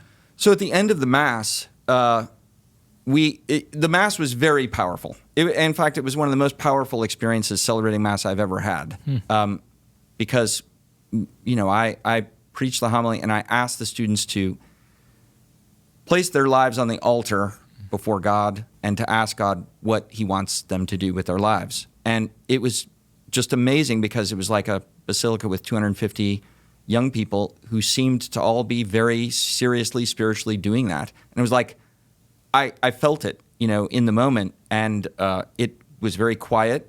And then we were celebrating the Eucharist. It was like the most powerful Mass I think I've ever celebrated since my first Mass. And, right next to me was Father Gregory Pine. He's crying, I'm crying, like we're saying the Eucharistic prayer. Wow. It was really powerful. And then at the end of the Mass, that doesn't often happen to me. It's like, what a gift. Okay, at the end of the Mass, we're processing out. We had not planned any music for the end of the Mass. I think there was a hymn, but there wasn't a big plan. And some student intoned the Salve Regina after the hymn. Like normally at a big Mass, like at a conference, okay, the Mass is over. People have got places to go. Like they're getting up, they're starting to move. Some people are going to stay in their places. Other people are going to want to chat with their neighbor, whatever. It's breaking up. Yeah. It didn't break up. And it was like this moment of spiritual power in the church. And so no one moved. And then someone intoned the Salve Regina. And it was like the most powerful Salve Regina I've ever heard, because it was like the unity of all of these people singing this beautiful chant to Our Lady. And it was like, where did this come from? It was like, it made me cry all over again. And at the end of it, it was silent and nobody moved. And then somebody intoned the Ave Regina Caelorum, and we sang that. And I was like, how long is this going to go on? It ended after that. Yeah. But it was like the music gave expression to some powerful communion that we had together. And that was extraordinary. I still love that. It's like one of the best Masses I've ever celebrated. What does intoned mean? Why didn't you just say sung? What's the difference? Well, if you're a cantor, Yep. you're the person who starts it off. Oh, I see. So you intoned it, That's what you get the right tone. Oh, I see, yeah. Yeah. Was it the Dominican Salve? No, it was just the Roman Salve. Is it the Dominican Salve? Did I get that right? That's Salve. Yes, that is my favorite. It's beautiful. Absolutely. But it's not known by everybody. So too. in a big group, it may be better to do the Roman. Yeah, 100%. This was actually something when I moved from, I grew up on the West Coast. I grew up in Seattle. And then I moved to the East Coast, and I ended up working in Washington, D.C. This was before I became a Dominican. And I discovered that, people in Washington, D.C. who go to Catholic churches know the Salve Regina, which I did not know. I came from the West Coast where we didn't sing that kind of thing. But it actually was a wonderful thing to, learn that, kind of be a stranger and learn it, learn it step by step. And discover that this is this incredible richness of our tradition. And, it's as a kid in Seattle, I didn't even know that stuff like that existed anymore. But that is our tradition. And it's great when we learn it. So I think people in Seattle know the Salve Regina now, but, in the 1980s or 1970s, no. I learned the Salve Regina and decided to memorize it in a sticky pub in Owasso, Michigan, from Father Joseph Fessio, who founded Ignatius Press. There was about 4 of us, and we were doing some business dealings out there. And we had a beer or something like that, and, it was this, dive bar, because it was attached to our hotel. And Father Fessio says, well, why don't we end with the Salve? And I was a little embarrassed that I didn't know it, but it was so beautiful to do it so, it wasn't, we didn't sing it out loud to embarrass other people or something like that, but just did it to ourselves, and I was just I need to go memorize that. So the next day I just listened to it 100 times. Not 100 times, but a bunch of times. And now my family and I sing it every night, and it's delightful. Yeah. When I was in law school and I was coming back to the practice of the faith as an adult, I realized, okay, I need to go to confession. Went to confession. Turned out I went to a Dominican church to go to confession. Got great advice in the confessional. Came back for Sunday Mass. And I still remember it vividly, sitting in this Dominican church, or at that point I was standing because it was the creed. Well, first of all, there was the homily. And at the homily, have you ever had this experience where you feel like this homily was written only for me, and the priest is talking directly to me? No, not really. So I was sitting there thinking, wow, I everything this guy is saying, I need to do that. Wow. So that was already a powerful experience. And then we stood up and they sang the creed in Latin and Gregorian chant. So beautiful. And it was the first time I'd ever heard that. And it brought tears to my eyes. I was I didn't know that this even existed. So in a certain way, my Dominican vocation started there, because much later, years later, when I moved to Washington, D.C., I thought, well, those Dominicans were pretty good at that parish. I should go find them here in Washington, D.C., and eventually met the Dominican House of Studies. And yeah, the creed is absolutely beautiful when sung. I feel like the West, we need to reclaim transcendence in our liturgies, or just forget about it. And I think a lot of people are trying to reclaim that, right? Bishop Barron seems to speak a lot about the importance of beauty in liturgy and things like this. And I don't know anyone, maybe you know somebody, I don't know anybody, maybe it's just the circles I run in, who are we need more guitar. It'd be good if we had a drum kit back in Mass to get people pumped. I don't know anybody saying that today.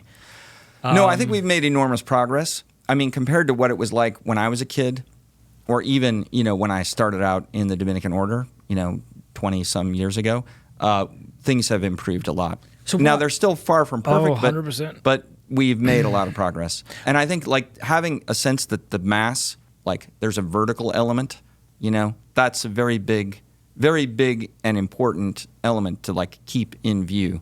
And you can lose it if you're not intentional about it. Because the Orthodox seem to have not lost it. They never seem to go through a time. I know they've had revisions in their liturgy, but this is one of the reasons a lot of people are so attracted to Eastern Orthodoxy, is because they do have that transcendent element in their liturgy. I think the traditional Latin Mass does too. I think the Novus Ordo can, but very often it just feels bland, something more like a lecture with a few things going on. You're seeing progress though? Oh, I think so. I think the younger clergy are much more like sensitive to beauty in the liturgy. It seems to me. So I think that's a lot of the fruit. I mean, Benedict XVI Yeah. was, that was like a big theme of his papacy. Yep. And I think that inspired a lot of people. And I see that in a lot of the clergy. So I think there's reason to be optimistic on that score. What happened? Why did we ever want ugly churches and ugly? Why? Was that demonic? Was it just merely a response to cultural swings? Yeah, that's a good question. I mean, I didn't live through it myself. I saw it as it was, I was born in 1970. Okay. So, I was growing up in the 1970s in Seattle, Washington, where there was a lot of liturgical experimentation. Well, actually, I was talking with a friend about this recently. Even despite that, there still was a lot of the kind of traditional sociological reality of what it meant to be like in a Catholic parish. Like our lives really revolved around the Catholic parish. That was really good. There was something very strong there. But the liturgical forms were not good. And so we've made huge strides. But I mean, what was it that caused people to want to move away from the traditional liturgy? And I don't even just mean the traditional liturgy. I'm saying I'm setting the bar much lower. I'm like, why would anyone decide to make ugly buildings? I don't understand. We drove past the church today and it was just embarrassingly ugly. And I don't know why we did that. And I don't know if it was because I have no idea. 'Cause clearly they didn't think it was ugly. Yeah, well, I mean, they wanted to experiment with new artistic forms or something like that. I mean, you're trying to be most charitable to reading it. Like I think there were reasons why people wanted to try it, but I don't think it really worked out. So we experimented and we learned something. Yeah. Because we say we learned something, but I mean, what do we mean by we? Because the certain people that may have been all about creating those ugly things may still be attending those ugly churches, quite happy to do it. The rest of us kind of maybe grew up after that phase. So I guess, have you thought about why it is the case that Catholics are attracted to transcendence and beauty? That's a weird thing. Why are people attracted to beauty? That's like, why do we want to eat food? But it's bizarre because people aren't attracted to a more reverent, beautiful liturgy because they're trying to be faithful Catholics. I don't think that's why they're doing it. They understand that this is perhaps what the church would have us desire, but we desire it because it's beautiful. And it's just weird to me that we went through a phase where we all decided to desire something ugly. And I don't understand why that happened. It must have been a pendulum swing of some kind. Maybe the older folks watching this show can enlighten us below. Yeah, I mean, I think there were, when you talk to people who went through the changes, they say, like the Mass that you see when you go to a traditional liturgy and they've taken great care with it is not the average parish Mass that You've got the cream of the crop going to it's not the average. Okay, so I understand that. But even so, I think Gregorian chant is beautiful. I think it's noble. I think it elevates the liturgy, and I think it's a great musical form. It's part of our tradition. Why wouldn't we learn it? Why wouldn't we bring it forward and value it and teach it to our children and keep it going? I mean, I think that's not that hard to do. I mean, of course, it takes some effort, but it's certainly possible. The church has managed to transmit it to us down the centuries. We can transmit it to the next generation. So, those things are, we can do that, and I think we should do that. And I think, in fact, we are doing that in certain ways. Even a cappella would be fine. Yeah. Just burn the piano and just a cappella gorgeous hymns from our treasury. That'll do. Just do that. That's much easier. That's what's interesting to me is so much of improving the Western liturgy would be about doing less. Don't try to entertain us. Don't tell a joke from the pulpit. Don't get rid of the piano. Get rid of those 8,000 music stands you have. Just do away with all that. Anyway, I'm sorry. Now I'm just whining. Well, can I a more provocative opinion? Please. The gospel is meant to be sung. It's very, very rarely sung. Is it meant to be sung? The epistle, so the first reading and second reading, there are tones printed in the missal. Really? To guide you if you are going to sing it. So it could be sung, but it's just very rarely sung. I think, so it can be sung in English, and I think that's very beautiful to do especially on a solemn occasion. So we we teach our deacons to sing the gospel, and on the big feast days, we do try to sing the gospel, and it's very beautiful when you do that. You receive the sacred text in a different way. You definitely do. Because you listen to it more carefully. Yes. I think the words strike you differently when you hear it chanted. 100%. Yeah. What do you think about lay people praying the Liturgy of the Hours? I am in favor. I'm pro. Yeah. My wife and I did that this morning, sitting on a beach. We got to sit together and pray morning prayer, and we were using Bishop Robert Barron. You know how you can buy them. They print them monthly and send them to you, so you don't have to deal with all the ribbons and the changing. Okay, nice. next thing, next challenge, spiritual challenge for you, learn the ribbons. But do you think I should? Yeah. Well, I mean, have you ever tried praying the old breviary? I have. Yeah. Was it incredibly cumbersome? It is definitely longer. Yeah. I mean, it's definitely longer. It takes more time. Yeah. Someone, a priest that I know, was joking, that the new Liturgy of the Hours is really the Liturgy of the Minutes, because you can get it, if you're really going, you can try and get it done fast. So the old liturgy was more demanding. But the new liturgy, the Liturgy of the Hours, I think, I've been praying, I pray it every day. We pray it communally. It can be very beautiful. Could it be fuller? Yeah, perhaps it could. But I think, I would like to see us, elevate the way we celebrate the Mass, and, we can make a lot of progress with that.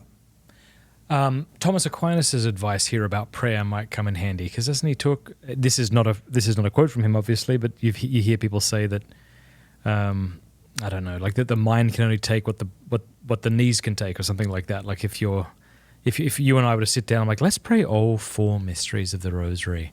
Okay, that's probably unhelpful, because the chances that the two of us are going to be attentive throughout all 4 mysteries, maybe you more than me, is unlikely. And so stop. You should stop when that ardor, doesn't Aquinas talk about this, ceases?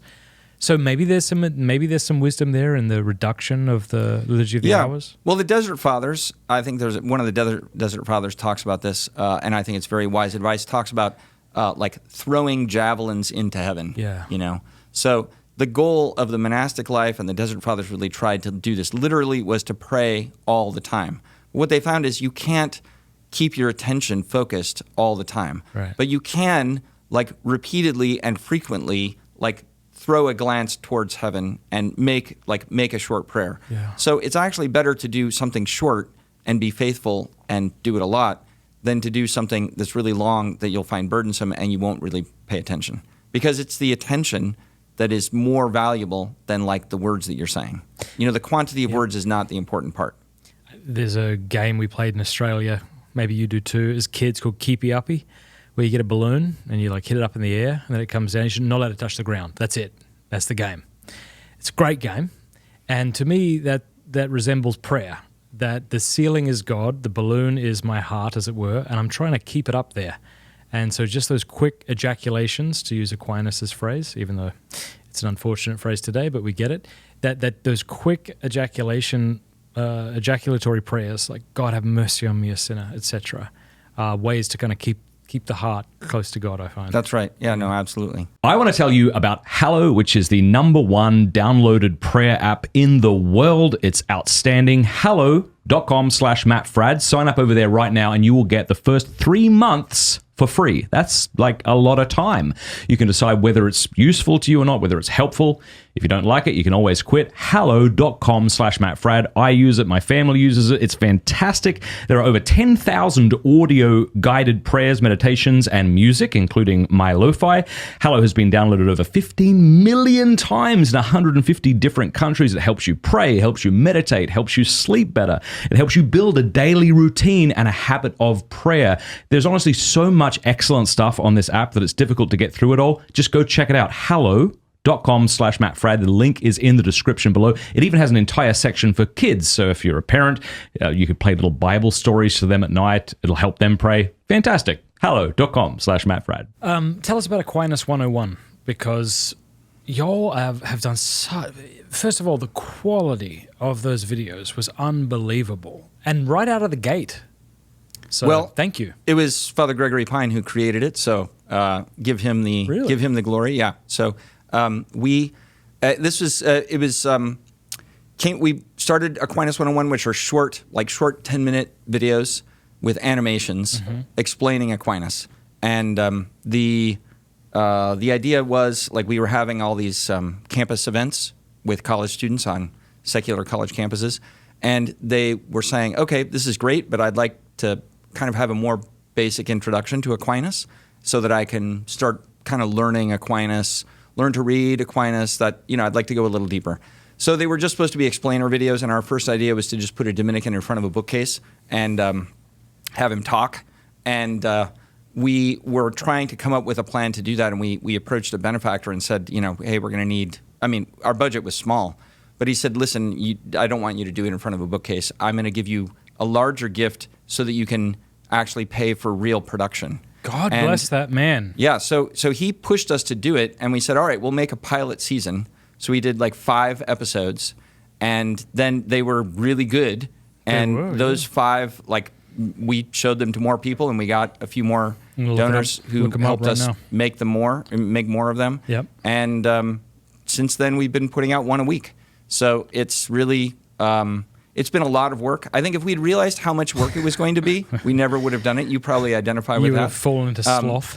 Yeah, Sorrow. exactly. Yeah, no, because it's a lot of work to put those, to make those videos. We have a really, really good producer. Well, that's what I was going to ask you. Who's so we hired someone. Her name is Catherine Wilshusen. She produces the Aquinas 101 videos, and then we have a video production team that helps us do the animations. So it's really great. But it's.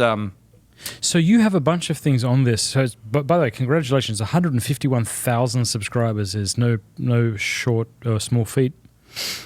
So recently we created like a little online learning platform. This is Aquinas101.com. If you want to find it, and if you go there, then you can find the videos organized into courses, and there's like little supplementary readings, and you take a quiz, and you can get a certificate when you finish a course. Come on.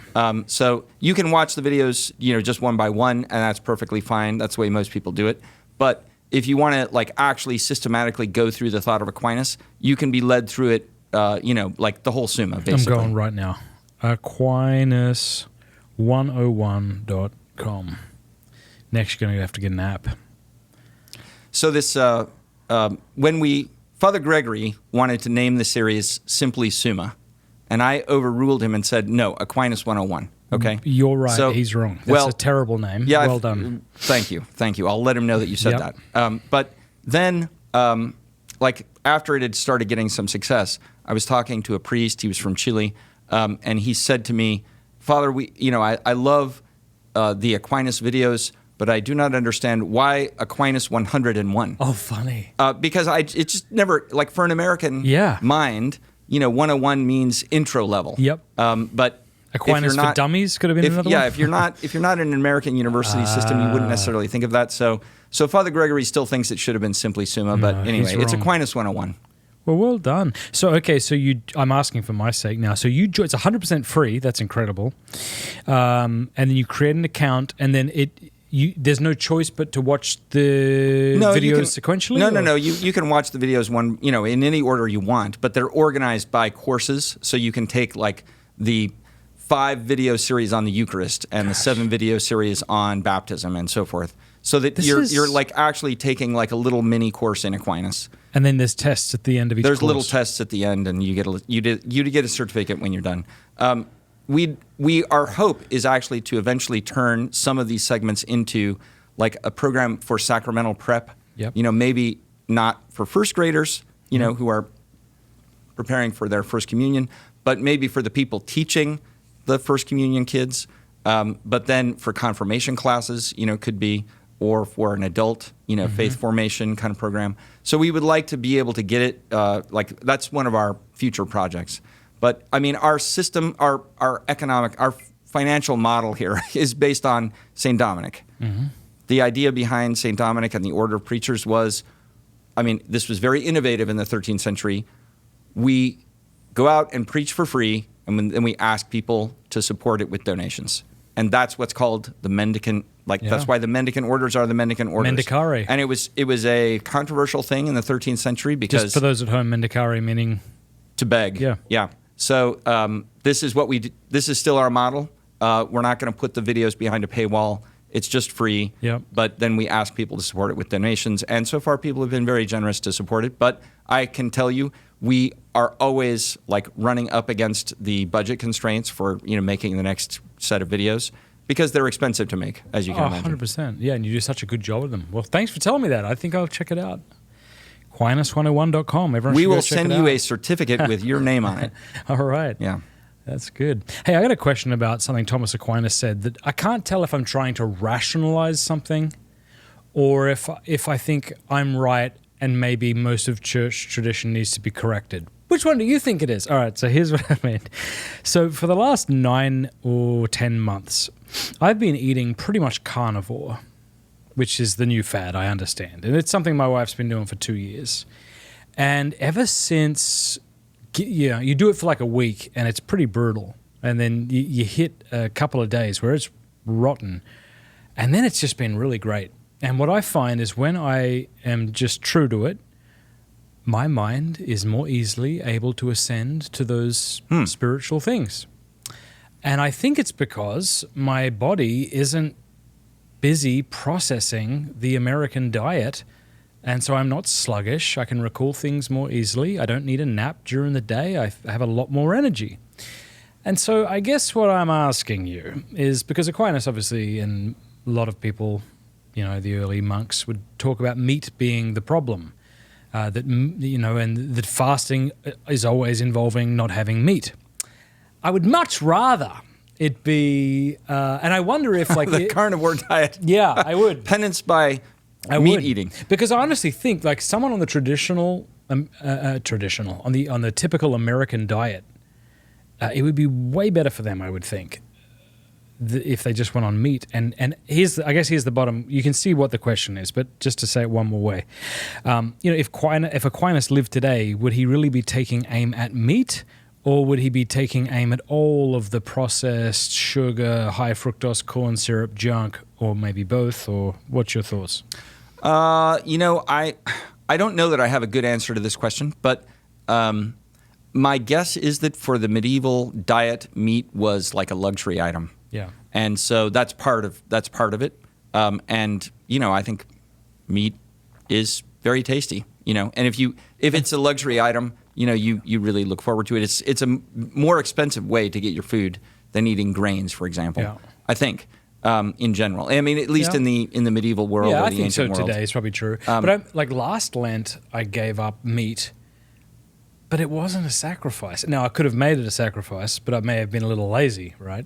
But I would eat like corn chips or tuna which is the worst, or like celery or hummus or eggs. So, do you see what I mean? Like it's really easy actually to not eat meat. Very easy. I feel like a hypocrite by talking about this because I don't live by this, but I have tried it and I really liked it when I would persevere in it. But I have to admit I'm imperfect at it. But it's this fasting, just a kind of traditional monastic fasting. Yeah. And so, like to talk about that a little more, like there's a great book that is, I think, out of print, so I'm going to say it, and then everyone's going to try and find it, and they won't be able to find it. But it's called To Love Fasting. It's by a French Benedictine, I think, and it was written in the 20th century, maybe in the 1980s or late 70s. But the basic thesis of the book can be summarized very simply. He says, fasting is not just a negation; it's setting yourself free to be able to ascend to the heights. Because, and he goes through like this whole explanation of like how if you habituate yourself to moderate fasting, and this is not like extreme fasting, we're talking about like limiting how much you eat, like in the morning, eating your main meal in the early to mid-afternoon, and then like maybe only eating something light in the evening. He's kind of decreasing. I mean, I don't think he decreased the total number of calories by a lot, but it's like regulating when you would eat. And giving yourself a long period when you're not eating. And he described that as like being able to sort of master your bodily appetites. But not just that, it's really like your mind becomes freer to rise up. Now, that's similar to the thing that you're describing. Yeah, I think probably something about our appetites and the rhythm and what we eat The rhythm of when we eat and what we eat has an effect on our spiritual capacities, like just our ability to focus, but also to be a little detached from our bodily appetites. So anything that involves a little discipline in our appetites is probably good, but also like that sort of, I don't know, being a little bit hungry may be good for the mind. Yeah. I'm certainly not trying to throw out the established wisdom of fasting from meat. But I also think it's important to say, all right, today we're dealing with a ton of ways to distract ourselves that Aquinas didn't deal with. We deal with constant noise, constant distraction, and that I would think that for the average Catholic, if they were to fast from all social media, technology, except for 1 hour a day, if that were possible, or something like that, I think the average Catholic would be, and provided that they then took that time and used it effectively, would be doing way better than if they focused on, fasting from food. But I'm not discounting the fast. I think we should do both. But I just wonder that if Aquinas lived today, how much of his talking about fasting, because he means it just in regard to food, how much of it today would have to do with other things, do you think? Yeah, well, certainly keeping your attention, like Aquinas was pretty disciplined, I think, about his attention. And he was also amazing with his powers of concentration. There's stories about him, the ability to concentrate, where he would, not notice things happening around him because he's so focused on what he's doing, but also that he was able to dictate to multiple secretaries at the same time, different works. Kind of think of the chess grandmaster who's playing multiple chess games at the same time. That's awesome. Aquinas was doing stuff like that, but Aquinas also worked very hard, and we have some records of how hard he worked. At his peak production period, in his 40s, he was producing, I think it's 16 big folio pages a workday. If you can imagine how much energy it takes and concentration, and it's this is Aquinas' works. These are very high level, very high level philosophy and theology. That is amazing. Now he's not writing with modern footnotes and putting in all the citations and everything, and some of it is he's summarizing other people's arguments, but he's a amazingly brilliant thinker. You get to know some of the way that he worked. It's really impressive. Do we have any of his handwriting? We do. And what's that like? You know that his handwriting is famously illegible. Yeah. And that's probably because he was working so fast.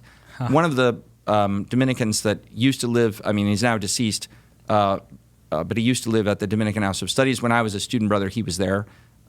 He's a church historian. He worked on the Leonine Commission. The Leonine Commission is a commission to produce the standard scholarly editions of Aquinas' works. So he was working on a part of Aquinas' early sentences commentary, basically Aquinas' doctoral dissertation, where we actually have some of his handwritten texts. So he had a talk that he gave about what you can learn about Aquinas from his handwriting. Oh. And it was really interesting because he said among the things that you can tell is Aquinas, he was writing with a quill pen. And so whenever he sat down to start work, he would use a knife to sharpen the quill.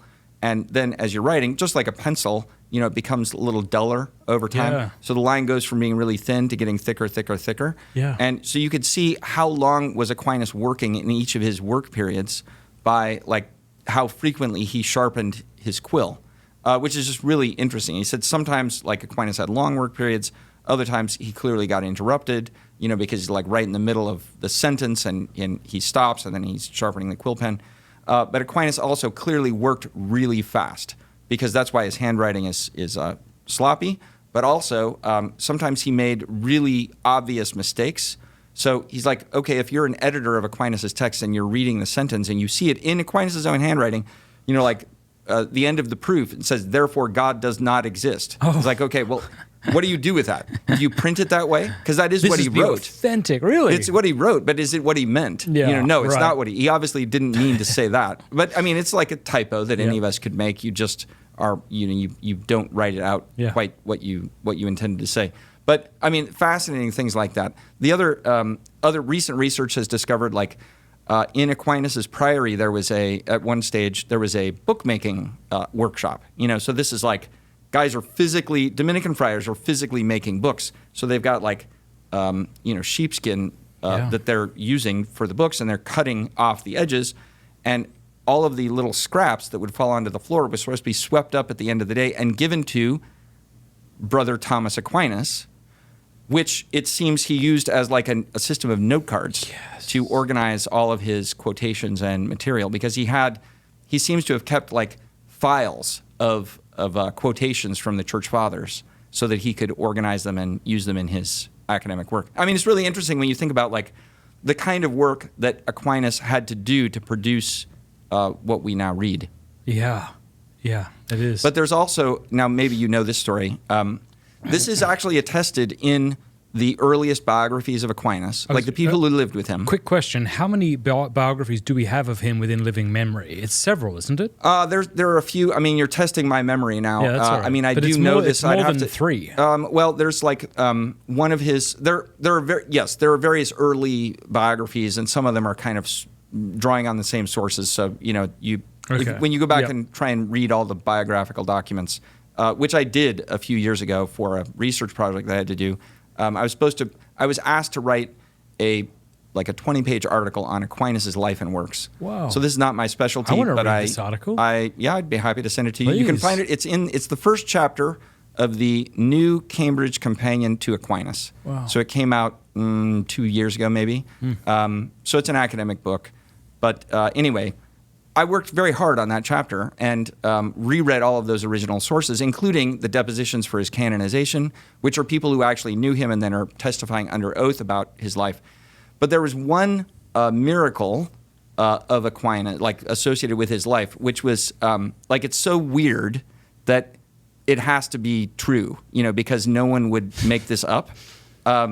So it is very medieval. All right, so one day Aquinas discovered he was having trouble speaking because he had grown an extra tooth. Okay, what does that mean? I don't know. Maybe wisdom teeth were coming in or something. I don't know. Or his tooth was whatever. Okay, so he prayed to God and then was granted the favor of being able to pull the tooth out. And he then put the tooth in a pouch that he wore around his neck for the rest of his life to remind him of the mercy that God had shown him in removing this impediment to his ability to teach and preach. I mean, that's so weird. What is... It's so weird and so... It's so weird that you can't imagine somebody would make it up. No. Someone's not telling this to No, but it also embellish. tells you something about... So he carried 2 things in this pouch around his neck for most of his adult life. One was the tooth, and the other was a relic of St. Agnes, who he had a great devotion to. St. Agnes, is one of the Roman martyrs, and Aquinas lived and taught in Rome for a number of years. And, he was an Italian guy. He was from between Rome and Naples, so not that far from Rome. And he had a great devotion to St. Agnes, and there was an occasion towards the end of his life when he was traveling with his traveling companion called his Socius, Reginald of Paperno, and they both got very sick. It's probable that they got malaria, and they both had fevers. Aquinas recovered quickly.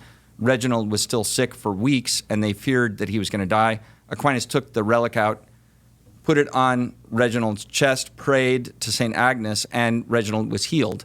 And that led Aquinas then to promise his students that every year on St. Agnes's feast day, he would host them for a dinner, because he was, at that point, it was the end of his life. He was a famous professor in Naples, and the King of Naples paid him in gold for teaching in Naples. It was like a deal that the King of Naples had made with the Dominican order to get Aquinas assigned back to Naples because he was such a famous professor. And so Aquinas apparently had access to some of that money and promised to give a dinner for his students every year on Agnes's feast day, which he was only able to do once, and then he died. But it's like... These are interesting stories that are maybe not quite what you would expect from a Catholic saint, and that's part of the reason why they seem to be very well historically attested. I mean, I think they're true.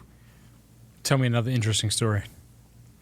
Let's see. After his death, so this also, like, I gained a totally new appreciation working on this article about Aquinas, like the man and the saint, and not just the scholar. I mean, I've really loved Aquinas' works for a long time and found enormous wisdom in them.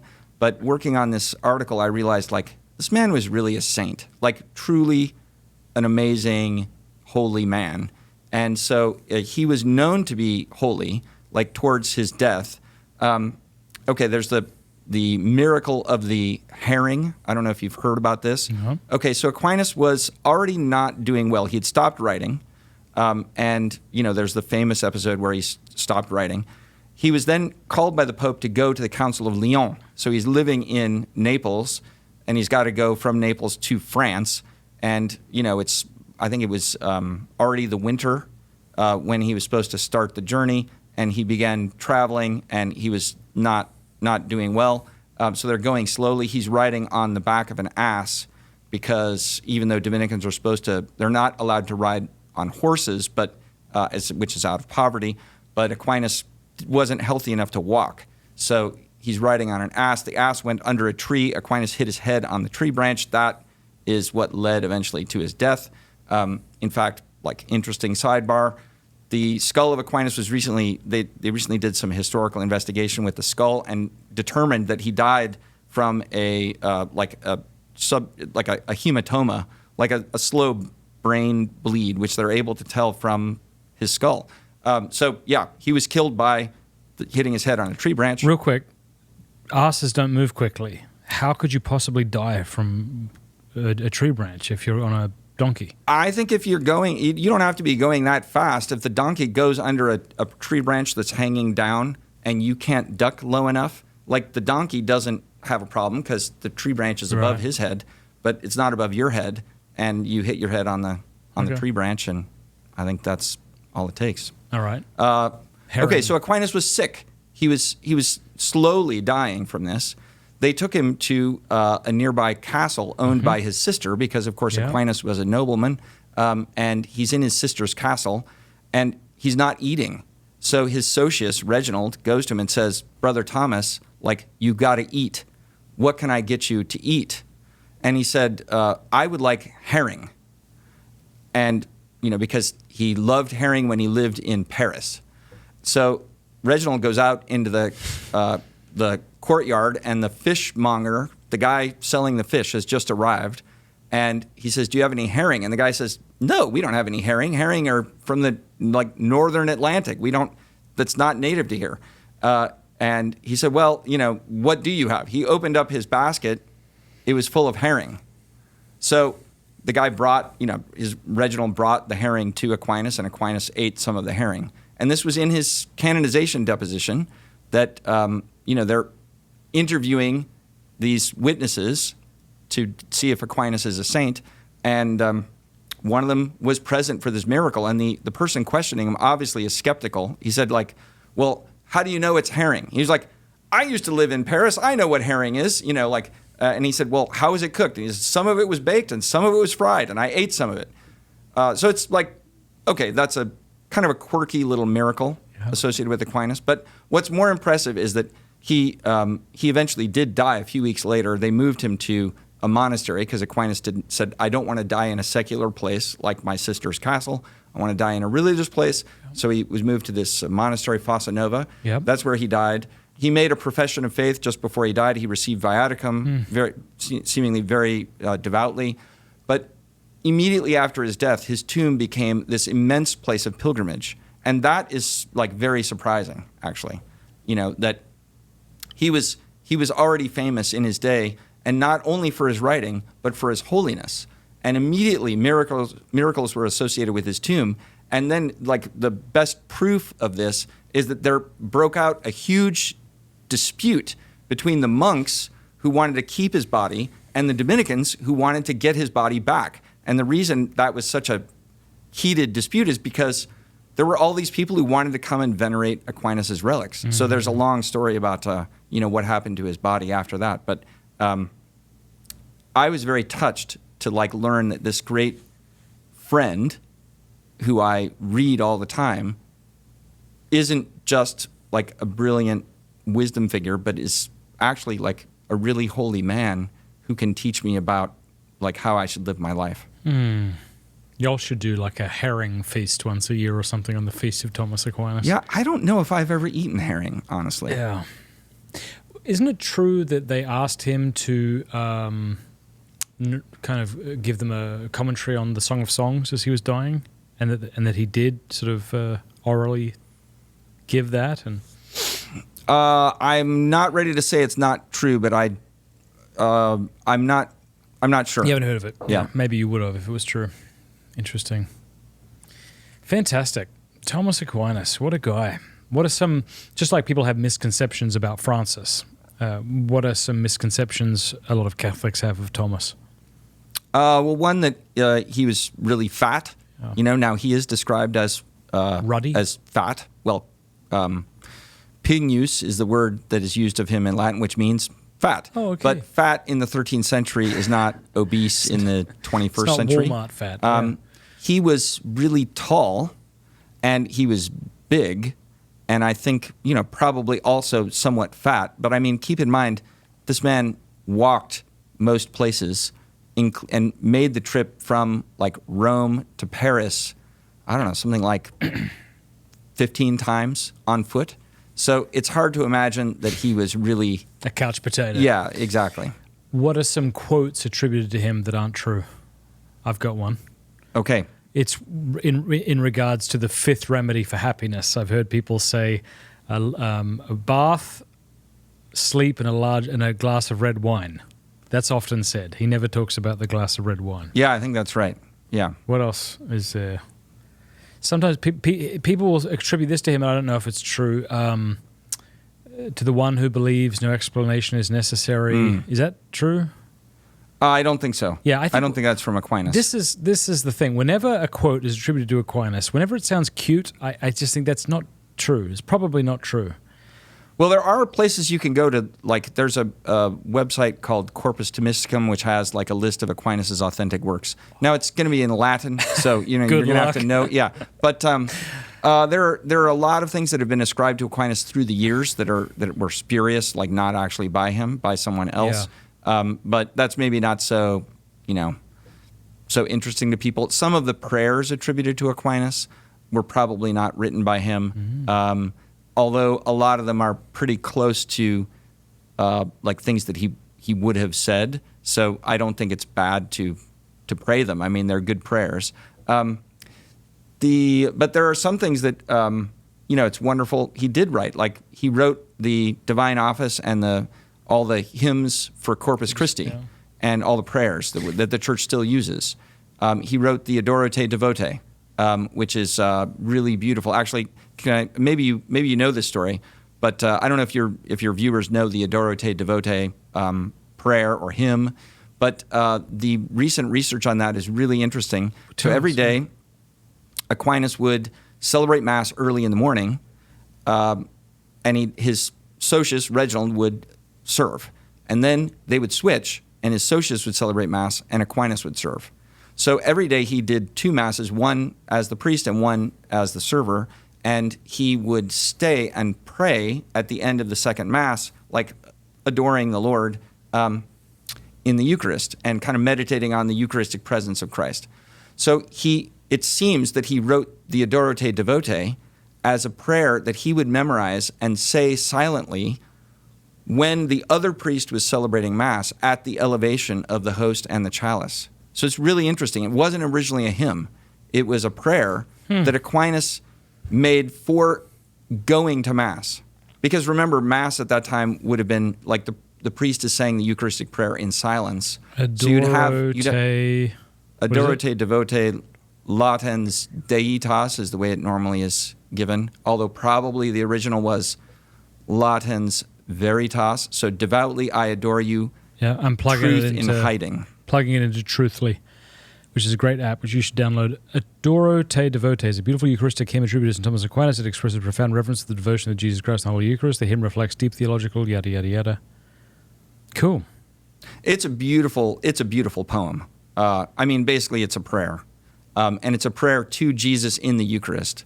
And what's interesting is it's a prayer to Jesus in the Eucharist under the forms of both bread and wine, so both host and chalice, which is a good reason to think that it's what he would say at the elevation.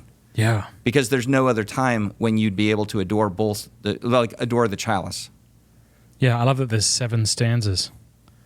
Like, that's not a short thing to pray. No, but I have started, ever since I did this research on that prayer, I keep a copy at my place in the chapel. Come on. So after Mass, I like to say that prayer every really day. Beautiful. And that is, it is a great prayer. Like, I really encourage people to pray that prayer.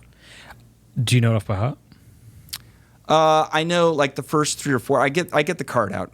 What does what's this idea? The 6th stanza, Lord Jesus, good pelican, wash my filthiness and cleanse me with your blood. Where did that myth? That's my understanding, but of the pelican come from? So it's a Eucharistic, it's part of the Eucharistic imagery that you often find a pelican, like on the front of altars and stuff like that. The idea was that the pelican.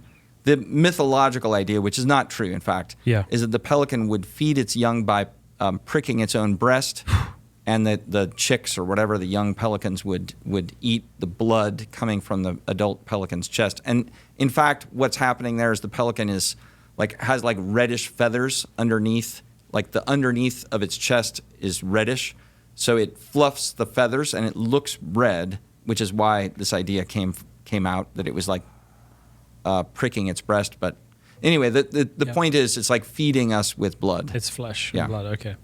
Yeah, it's really, really beautiful.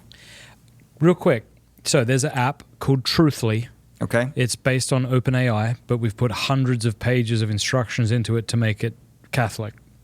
Give me a question that you would be surprised it answered correctly. That might be a lot to put you on the spot. A question that I'd be surprised if it answered correctly. Yeah, like some kind of theological question. And when you're ready, I'll put it on voice to text. So let me think of a question. What does Aquinas talk about whether Jesus prays to the Father? All right, let's see. Okay, give me one sec here. Does Aquinas talk about Jesus praying to the Father? Is that what you want to say? Praying. Yes, St. Thomas Aquinas addresses the topic of Jesus praying to the Father in several parts of his work, especially in the Summa Theologiae. Aquinas delves into the mystery of Christ's human and divine natures, illustrating how prayer fits into this understanding. Aquinas affirms that Jesus in his human nature prayed to the Father, demonstrating his communion with him and providing an example for us. His human will, Christ shows perfect obedience and submission to the Father's will. This act of prayer illustrates the relational aspect of the Trinity where, though equal in divinity, the Son communicates with the Father. Furthermore, Aquinas emphasizes that Christ's prayer was an expression of his human nature communicating with God, setting an example for believers in how to live in constant union with God. Jesus' prayers in the Gospel show how his reliance on the Father and his intercessory role on behalf of all humanity. It goes on. But is any of that true? It sounds pretty good. Okay. Yeah, it sounds right. Good. It's going to put me out of business. Well, that's good. I'm glad to hear. Not that you're out of business. I mean, it can't give me the Eucharist, so you should be fine. All right, let's take some questions from our local supporters. Locals, where are you? Here we go. Agile Elephant says, still would like to better understand the Dominican charism, especially as it relates to lay people. I am interested in the spiritual plan life of that lay Dominicans follow on a daily basis. What are their daily spiritual practices? How does the Dominican emphasis on learning pour into these daily practices? Yeah, I would answer, here's a little secret about the Thomistic Institute. We are trying to make the Dominican life a little more accessible to like people on campuses. And, part of that is study and part of that is prayer. I mean, really, it amounts to prayer, common life, and study.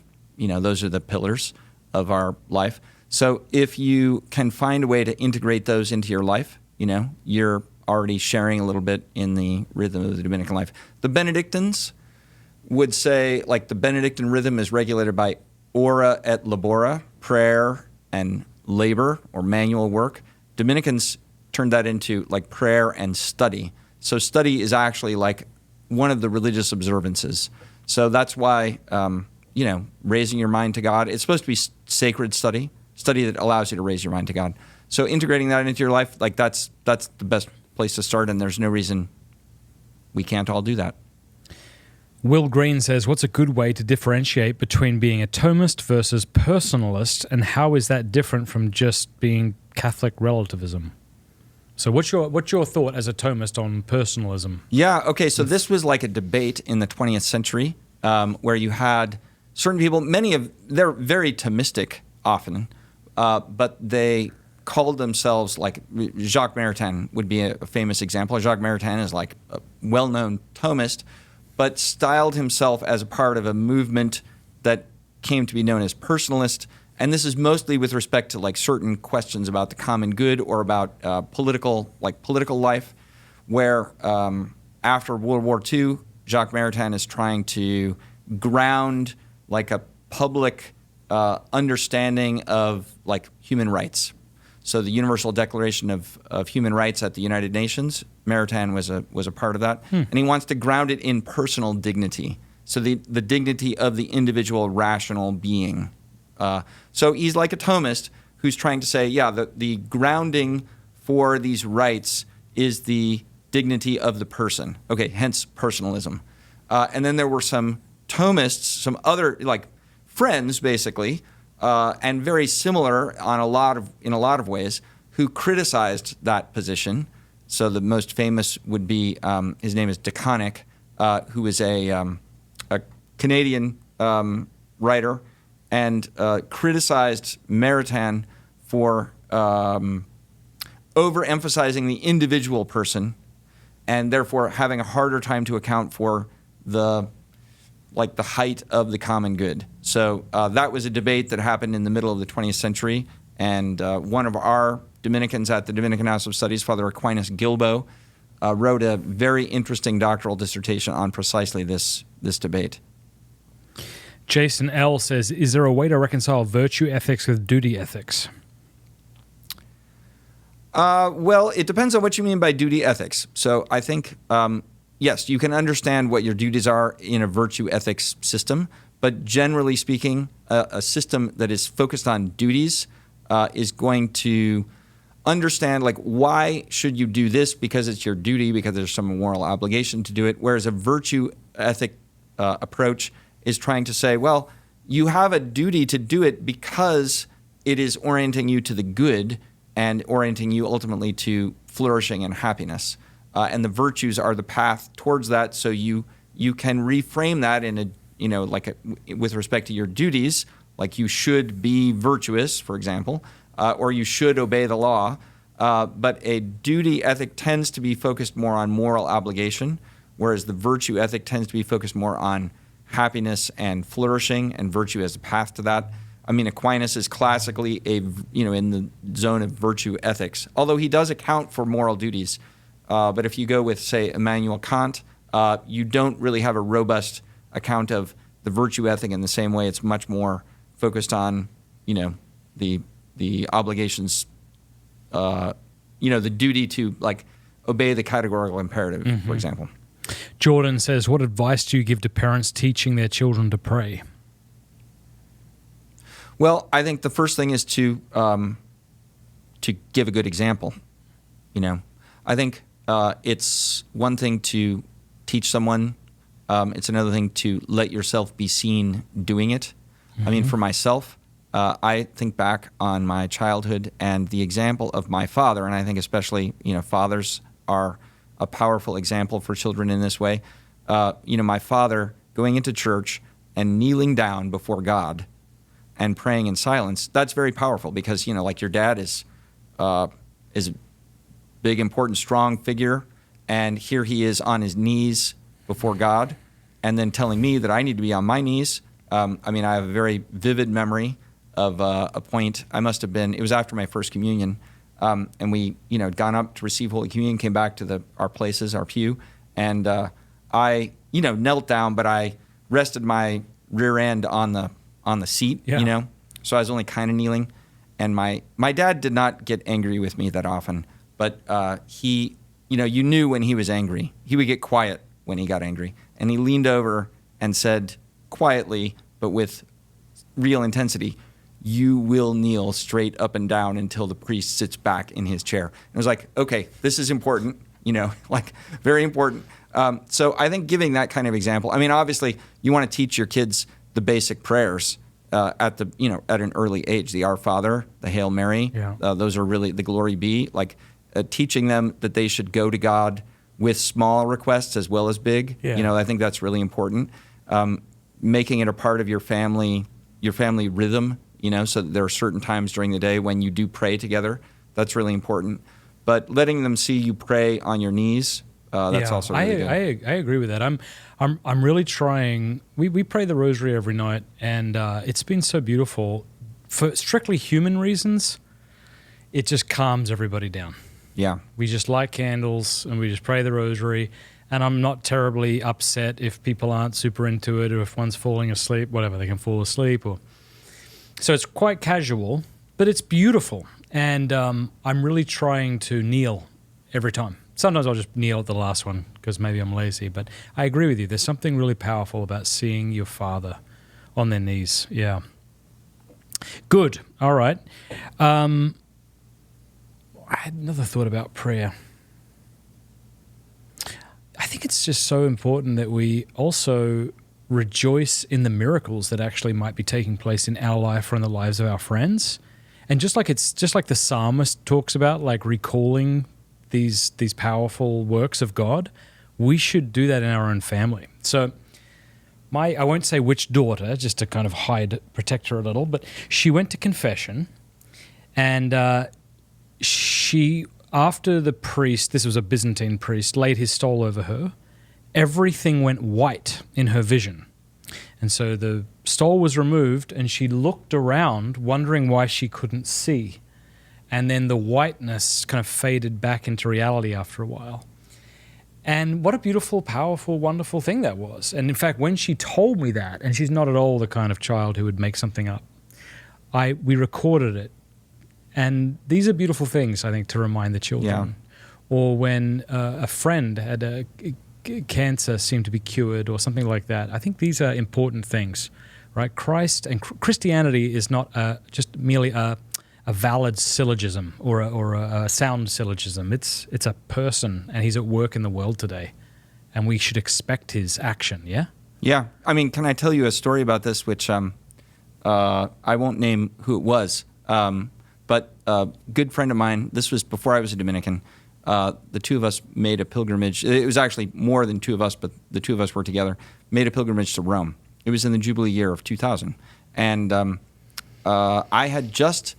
I'd been returning to the faith and taking it more seriously, and this priest had told me, you can ask St. Anthony to find you a parking place.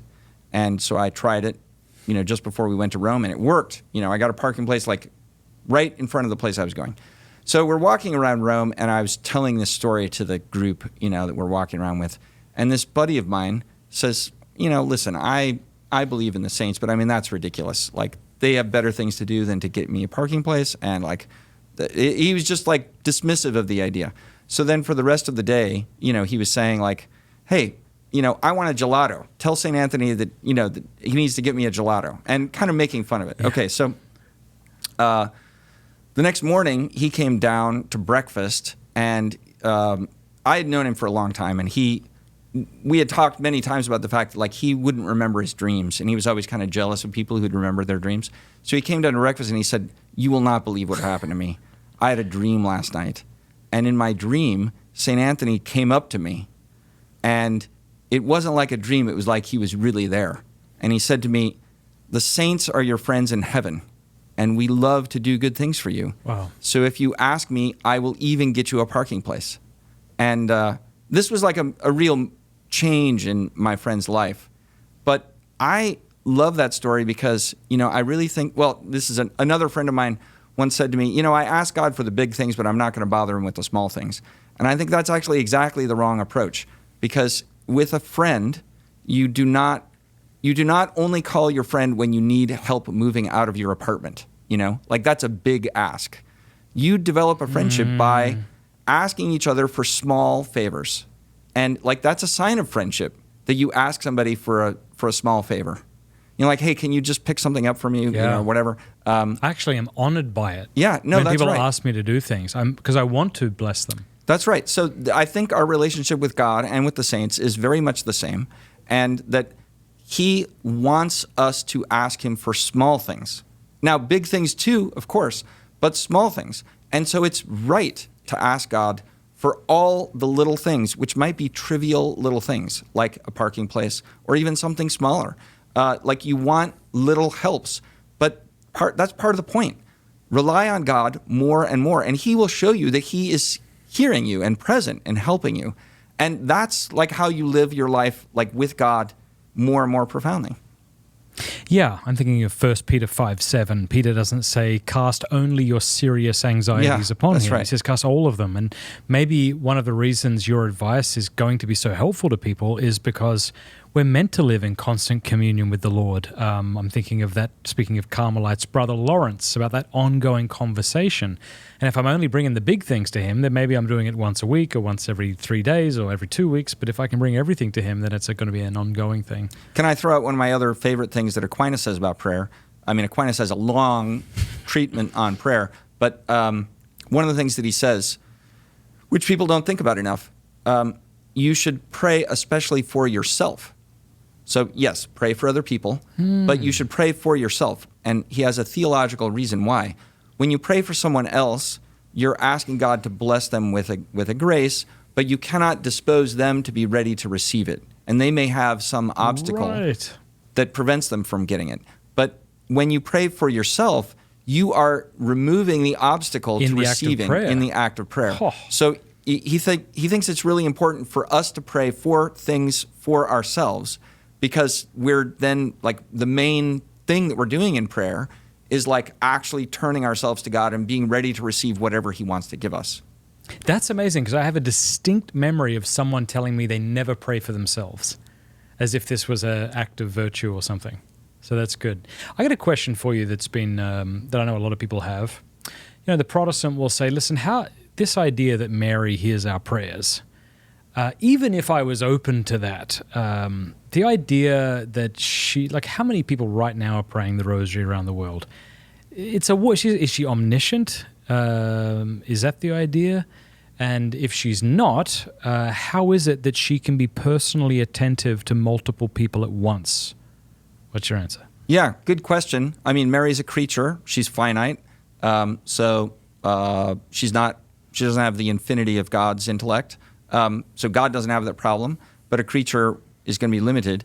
But Mary is existing in heaven, so outside of time in some sense, and is living in God. And so our communion with her is, as it were, through God. You know, like our communion with all the saints is insofar as we are in communion with God and they are in communion with God, we're in communion with them. So, I mean, is it impossible for God to allow a creature to somehow participate in the prayers that are being sent up, asking for her help? I don't think that's impossible. And in fact, the number of prayers that are being sent up is not, in fact, infinite. Right? It's also it's a large number, but it's not infinite. So it's not impossible for God to grant that to her. And I think that's the way I would analyze it. I think that's good. I think there's a big difference between you and I now and the infinite God. Yeah. It's actually infinite. And so presumably in our glorified state in heaven, in her glorified body, she's going to look more impressive than Superman would to us. Or whatever, like there's a big gap between us and God, and so it shouldn't maybe surprise us if when the answer is mysterious, that shouldn't be seen as a cop-out necessarily, because we don't yet know what we'll become. I'm sorry, I'm stumbling. Well, I think also, it's just a fact of Christian experience in faith. And now maybe some people haven't experienced that and they're skeptical about it. But, I do certainly feel like the Blessed Virgin Mary has, like, answered prayers that I've, asked her. Like, she's helped me. She's obtained graces. Now, she isn't herself the source of grace, but she is someone who intercedes for us we ask her to pray for us, and she is very close to the Lord. So she has like a maternal love for everyone. And isn't this also what Jesus himself says from the cross? He gives his beloved disciple his mother to be his mother, to be the disciple's mother. And that's, the church's tradition that Jesus is giving to the church Mary to be our mother. And I think, we experience that maternal love and concern, and we have to conclude, somehow it works. Yeah. It's interesting that Aquinas doesn't make that connection in his commentary on John's Gospel. I went to it hoping that he would, and he doesn't. And I don't know if that's because he had a limited selection of the church fathers to work with or what. Yeah, I mean, there are sometimes things that Aquinas doesn't say that we would like him to have said. Sure. Yeah, you don't have to say everything. Grant asks, what is St. Thomas's view on the unforgivable sin, and does it differ from what is taught in any way? I don't know what they mean by that last bit, but what does he say the unforgivable sin is? When Aquinas talks about it, he says it's to it's blaspheming against the Holy Spirit. And my recollection of Aquinas' treatment of that is to effectively say that God cannot forgive these sins, or that the Holy Spirit is not sanctifying, and that this if you turn definitively against the possibility that God can forgive, then you're stuck. I am going to ask truthfully what it says. What does Thomas Aquinas say is the unforgivable sin? All right, check it out. My gosh, this is incredible. For Aquinas, blasphemy against the Holy Spirit involves a persistent state of unrepentance. It is not that God cannot or will not forgive, but that the individual closes themselves off to the very means by which forgiveness is received, repentance and openness to the transforming power of the Holy Spirit. Yeah, that sounds pretty good. Why are you more cool than Father Gregory Pine? Mike Franks wants to know. I dispute the premise of the question. I'm not more cool. That's self-evident, don't you think? Rush W says, for a Protestant who hasn't read any of his literature, summarize his Summa Theologiae in 3 sentences and why it's important for Christians. 3 sentences. Okay, I don't know if I can you count don't the have sentences, to do 3 but what I will do is say everything God is. Everything comes from God and returns to God, and this is also what Christianity is all about. The Father sent the Son into the world to save us from sin and gives us the Holy Spirit so that we can be adopted sons and daughters of the Father. And I have a good answer to that fella and to this next one, Brett, who says, do you have any tips on reading the Summa and making it more understandable as a layman? And here's the answer, Aquinas101.com. Exactly. Laurels of Dante. Was Dante, where's he from? Not Rome. He's from... Florence. Florence. I was just there. Saw that beautiful statue in the... Anyway, Laurels of Dante says, are all Dominicans by default Thomists? I attended Dominican parish in Houston, and I love the friars dearly. Asking because sometimes I feel Thomism can run the risk of being too rational. I don't think anything can run the risk of being too rational, but missing the mystery and wonder of the faith. Your take. Well, I think... the original one was, are all Dominicans by default Thomists? Yeah, I mean, if you turn the faith into just like a set of rational proofs, then you've lost something. And Aquinas himself says that. So, not maybe in exactly those words, but that's a very important theme in Aquinas. So the mystery of God is above what reason can comprehend, but reason is able to get to some part of it. So we don't want to throw reason out. We want to use all the power of our mind to understand God, but God is still going to be beyond anything we can come up with, first by human reason, and then even by divine revelation.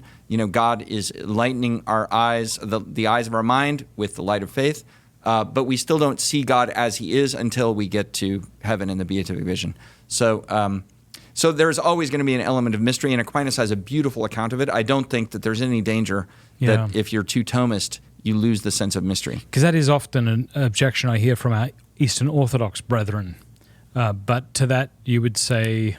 Yeah, I just think that they don't know Aquinas, and they just read a little more, and you'll discover it. I mean, Aquinas has amazing things to say about sort of knowing the unknown God So when you say that God is he who is, or God is in an absolute way, and that he doesn't have a body, he doesn't have, there's no created form.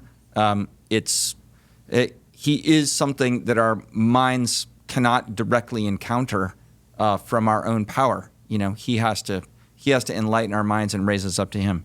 So there's always going to be something, we're able to know from the world, we're able to know that God exists because he's the cause of the world, but we cannot know what he is. And in this life, Aquinas says you can never know what God is. And that is exactly to enter into this mystery, the mystery of the living God. Right. We know from effect. We know from effect to cause, That's not right. from cause to effect. That's right. What about the via negativa? Can you talk more about that? Yeah, the via negativa is just it's kind of like, playing a party game where it's like, questions like you can only ask me yes or no questions to try and figure out what I'm thinking. So you might say, are you thinking of a vegetable or a mineral or an animal? And I, is it a vegetable? And I say, no. Is it a mineral? No. And then it's got to be an animal, for example. And then you say, is it a lion? And I say, no. And you're narrowing down what it is. Is it a mammal?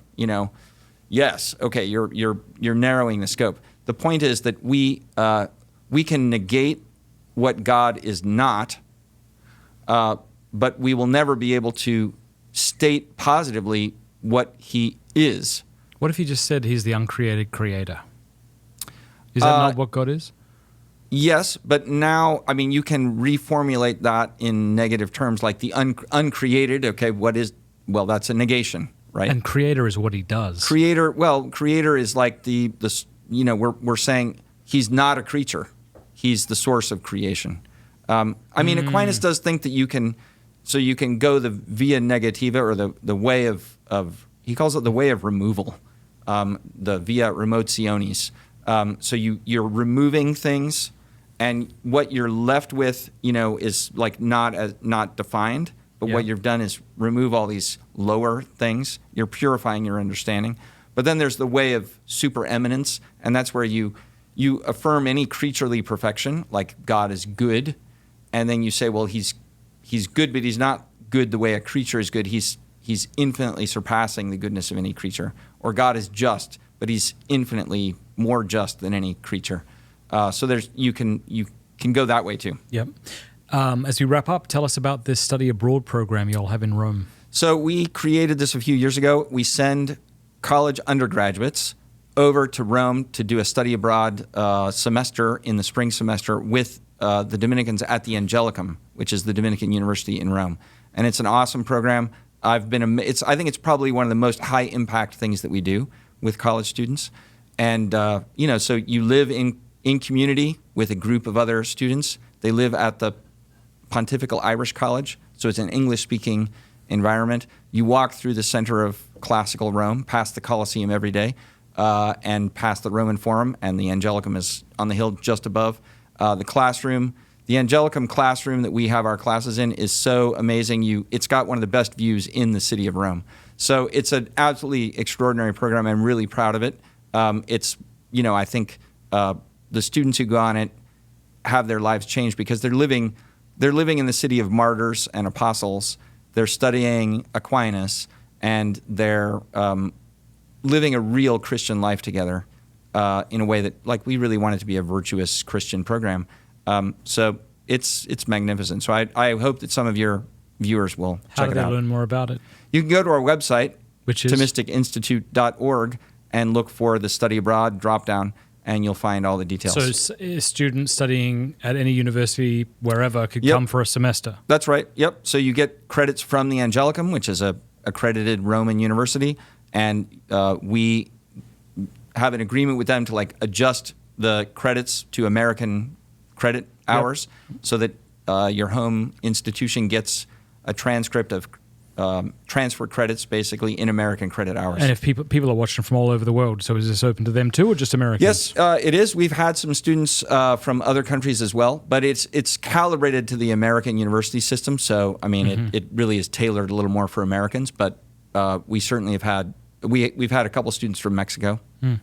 Why did you point to me when you said that. You know I'm from Australia, right? I do know that. Yeah. But we'd welcome Australians. We've had as some well. people from Yeah. Mexico. Yeah, good. All right. Thank you. Awesome. Thanks, Matt. Good.